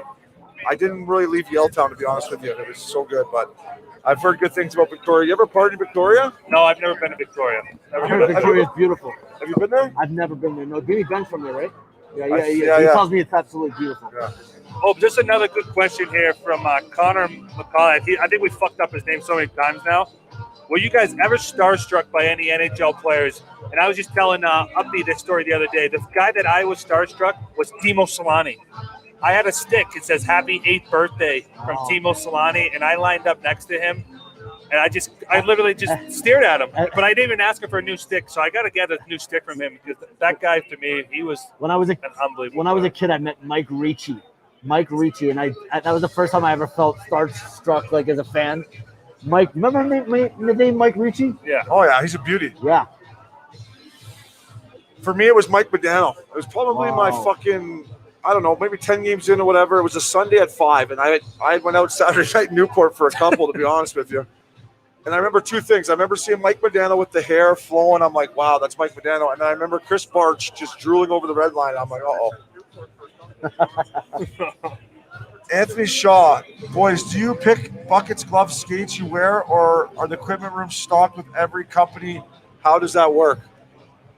For me, it was I was always with Bauer. Well, one, they were paying me, and two, it's just the Bauer was a company that I used throughout my whole career, and it started in college, and I just love the Bauer products. Does every player basically work with one rep? Yeah, usually you get your decision, and then there's usually some sort of like you're getting paid somehow. Yeah. Like it might be like you might get like if you're with a CCM, like or Adidas now, they'll give you deals with like framing your jerseys and stuff, all suit companies. But I like Bauer. You're not getting paid as much as you are for wearing that Larry Flowers hat, are you? But hey, I do anything for friends. That's my boy. Do you see that question? Yeah. What's the most savage or ruthless prank you've ever seen done on a teammate? I think one of the funniest ones I've ever seen was when Willie Mitchell cut fucking Updog's tie. It was great. So we were in Edmonton, and Uppy's like, I got a King Air going up again. My jersey's getting retired in Fort Mac. You want to come? And it was Sunday football. The Pats were playing, and me and Thordy are like, fuck. Yeah, for Uppy we'll go. So we're kind of in scramble mode, and Mitchie didn't skate. And we get there, we're late. Uppy goes to put his tie on. He's like, holy fuck, someone cut my tie. I'm not talking, boys. I couldn't even have got away with it with a tight, like, fucking double-breasted That's suit. hilarious. It was cut so high up underneath the fucking, underneath the knot. Like, I was going to tie it. My dad's driving, and we're, like, fucking late for my own retirement party. Obi and Thordy are in the back seat, and I'm just like, I'm putting it on. I'm like, what the fuck? And I'm like, holy shit, someone cut my fucking tie. And then I just go, I literally look at you, and I just go, fucking Mitchie, babe. Yeah. I knew he did it. It was Mitchie. He didn't skate. We had an optional. Has he come on the pod yet? Mitchie hasn't yet, but I mean, he will. He will. It's so hard because, boys, we want to get these guys fucking in studio, and it's hard, but you know, and Mitchie is our fucking friend of the pod completely. So we'll get him on. Congrats. He's got 2 kids now. Fucking right. Yeah. Good for him. He's doing a ton of fishing. I know that. He's got that sick boat though. He had that one he had down in Lauderdale. That was an awesome fishing boat. Flowers, you're a nail gun. Just can't get off the sauce. What'd he say? Maverick Petrie, Flowers, you're a nail gun. Just can't get off the sauce. Flowers, pay your $100. Have 31. Colin Quitter, would the best junior teams in Canada blow out the best college teams in the USA, Broadway? Not a chance. And I just think this is because college players are older. The junior team, a lot of they have some higher end talent, but there's also tons of talent in college. Like you got a guy like Johnny Hockey. Really I just think college kids are older. Like you have 23-year-old college kids, and the oldest guy you're going to have in junior is 18. Totally. I really think the best college team is going to be the best. I agree with you. Just because they're older. But Yeah, exactly. I think that plays a lot into it. It's just like it's like is there fighting allowed in the game? No. Because we would just go in and just fucking fight you college guys. There's still some tough kids in college. For sure. You don't know how to fight in college. Where'd George Parros go? He never fought at Harvard. Oh, he went to Princeton, but he's one of the toughest guys. So try him. Listen, I'm going to just say this, though. 18 versus 23-year-old is a big difference. 10 years ago, I wouldn't have said this. The United States of America has fucking built an incredible hockey program, and that's a big reason why most of these young kids who are studs now and fucking play the game hard and the right way and fucking score and are elite, and some of the best young fucking bright kids in this NHL are American. They've done an incredible job, Jimmy. It used to be just a lot of Boston kids, and it used to be Minnesota kids, and fucking sprinkle in a couple from, fucking Wisconsin or whatever.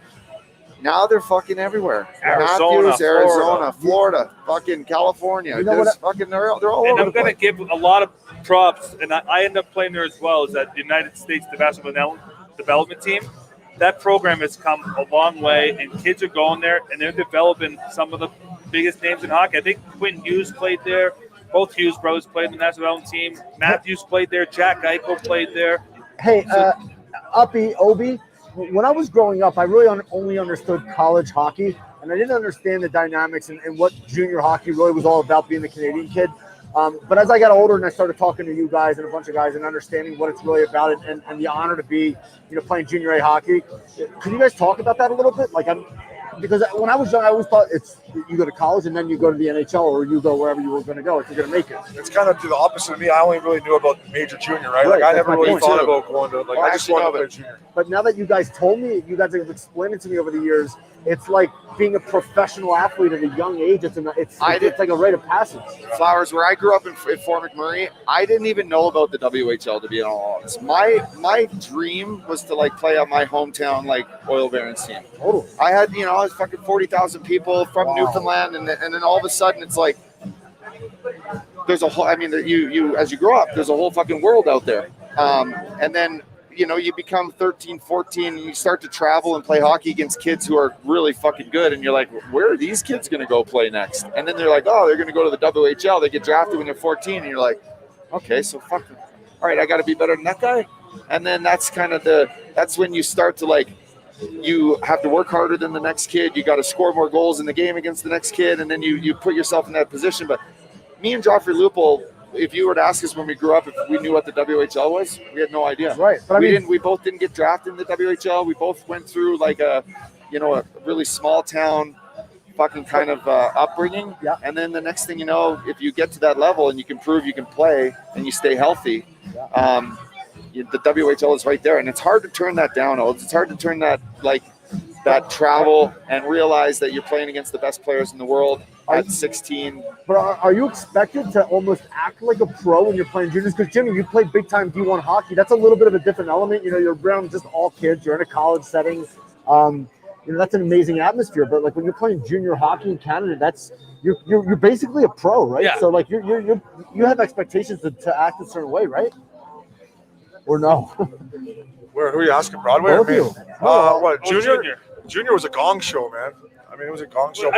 It gets you ready for the pro game. That's what I mean. We play lots of games. We don't practice as much as college. We travel. They train you to be a pro. It was tough. You had to fight. It got you ready for pro. But, I mean, looking back, college probably would have been more fun. You think? I don't know. Well, that's what I mean, because juniors is almost like you're a pro. You have a job to do. When you're in college, I mean, obviously, you take it very seriously, but you're in an amazing college setting. I mean, what an experience. I wonder if this is our buddy Bob Hoff. Boys, you had us on the over for this game. Do I need to hedge it? Where is he? See him right there? In the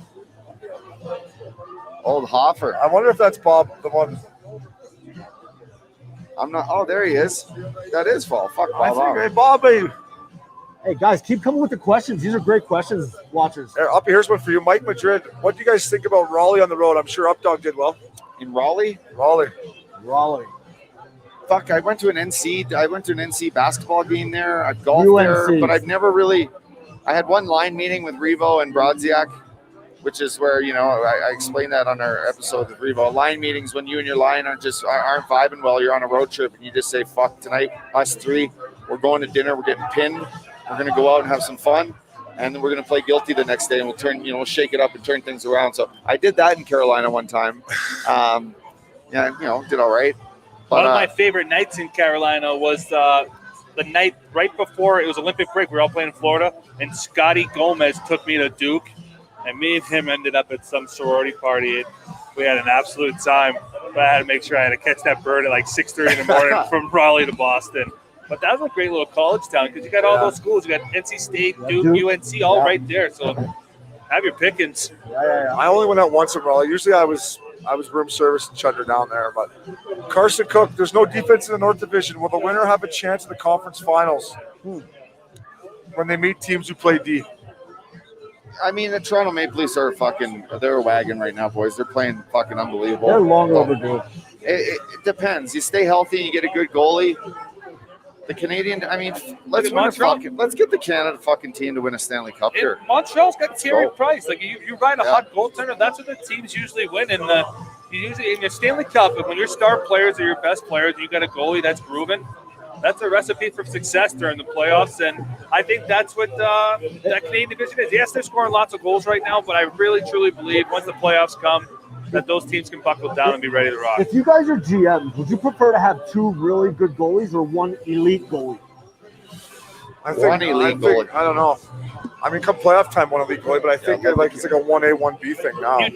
But you do need a backup to win you 10 to 15 games during that regular season. I think most of these goalies nowadays, they're all so good now. They're trained so much differently than they were, say 20 years ago. This is a good one, Sully. Speaking of getting laid, boys, the old lady just got home, and I wanted a piece, so I had to step away for a few. Hope I didn't miss much. Oh, boy, Sully. I mean, how much can you miss in a fucking minute and a half, Sully? I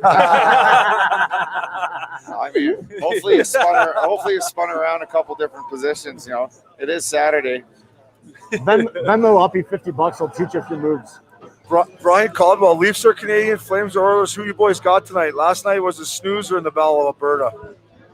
Who'd we take, Broadway? Who'd we take in the battle? We took Calgary tonight. We're taking Calgary tonight. We took them last night too. They lost, and I don't think they can lose 2 games in a row. So I'm taking Calgary again tonight. Yeah, Broadway, tell our listeners about the back-to-back games you've been like. So the thing with the back-to-back game, especially with the teams that are in the top 4 of their divisions, I started to see a little bit of a trend. Is that like for instance, Vegas, Colorado. Colorado beat Vegas the other night. They beat them with a depleted lineup. When those lineups are loaded, it's usually the team that lost the second night has come back. Like, I think it's very hard for these top-end teams to beat each other 2 times in a row. So it made me want to ride Vegas today, but I was just too pumped having Landeskog and Makar back in the lineup. I think Colorado will be able to beat them 2 in a row. But it's very rare to see. How much did you bet on the Oilers last night, fella? 500. Yeah, you fucking won. That a boy. I won, yeah. Your boy Neeler got you an assist on the last goal. Neil and I were texting a little bit. I said, "Hey, buddy, I'm going to bet on you guys. Can you come through for me for once?" He said, "Yeah, I'll give him my best." And he got the apple in the game winner. Did Connor get any points? I don't think he did. That's shocking. That's literally shocking. I don't think he did. Here's my boy Shane Taylor. Fucking, this guy's a huge Tin Cup fan. Big T. Tin Cup. Hey, Oves, what's that bar layout?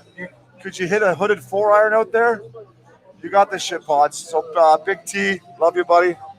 JD, Gastown or Yaletown? It was Yaletown, but you hung out Gastown, right? When I went for training camp, Oves, you were like, hey, this whole city you're going to love. Obviously, like, I never really got to live there, but you're like, you know what? Knowing you fucking hipster and all, you're going to like to just walk down from your hotel to Gastown, which, I mean, Oves, coffee shops, little restaurants, vinyl shops, place to go. I went into the Montauk sofa company. Lupul's got a couch from my. We're throwing out free ads everywhere. And this Montauk sofa, I fucking laid back, boys. I swear, I had my iPad. I laid there, a cup of coffee, fucking hung out with like a couple of the girls in there. It was epic. But the place is a bunch of warehouses, all fixed up, cobblestone roads.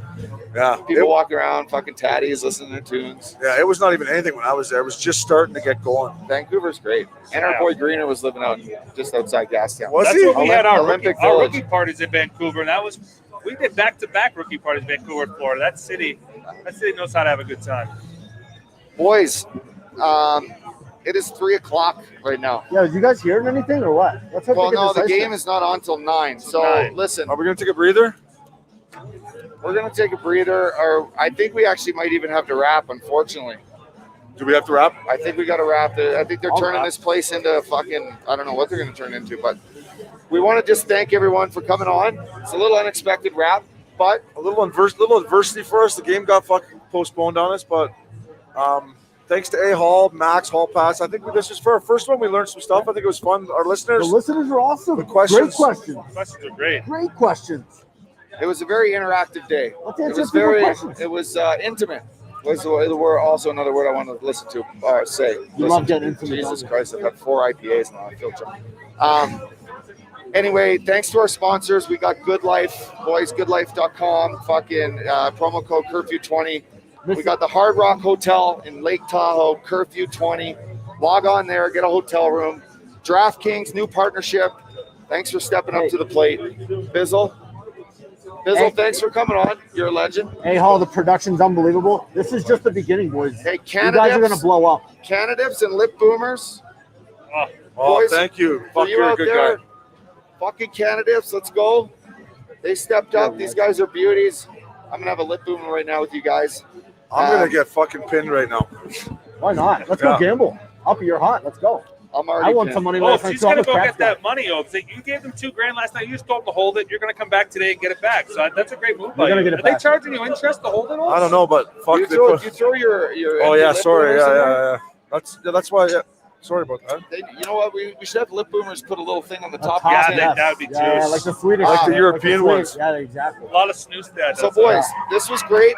Tomorrow, we just want to let our fans know tomorrow we're actually trying to get in the NHL game. So, if we do, you're going to get some really cool content from us at the game. Not sure we're going to do the live feed tomorrow. We're not sure about the setup, but we are going to try to get into the match. If the game doesn't go too late, I don't know. We'll play it by ear, but we want to thank you guys.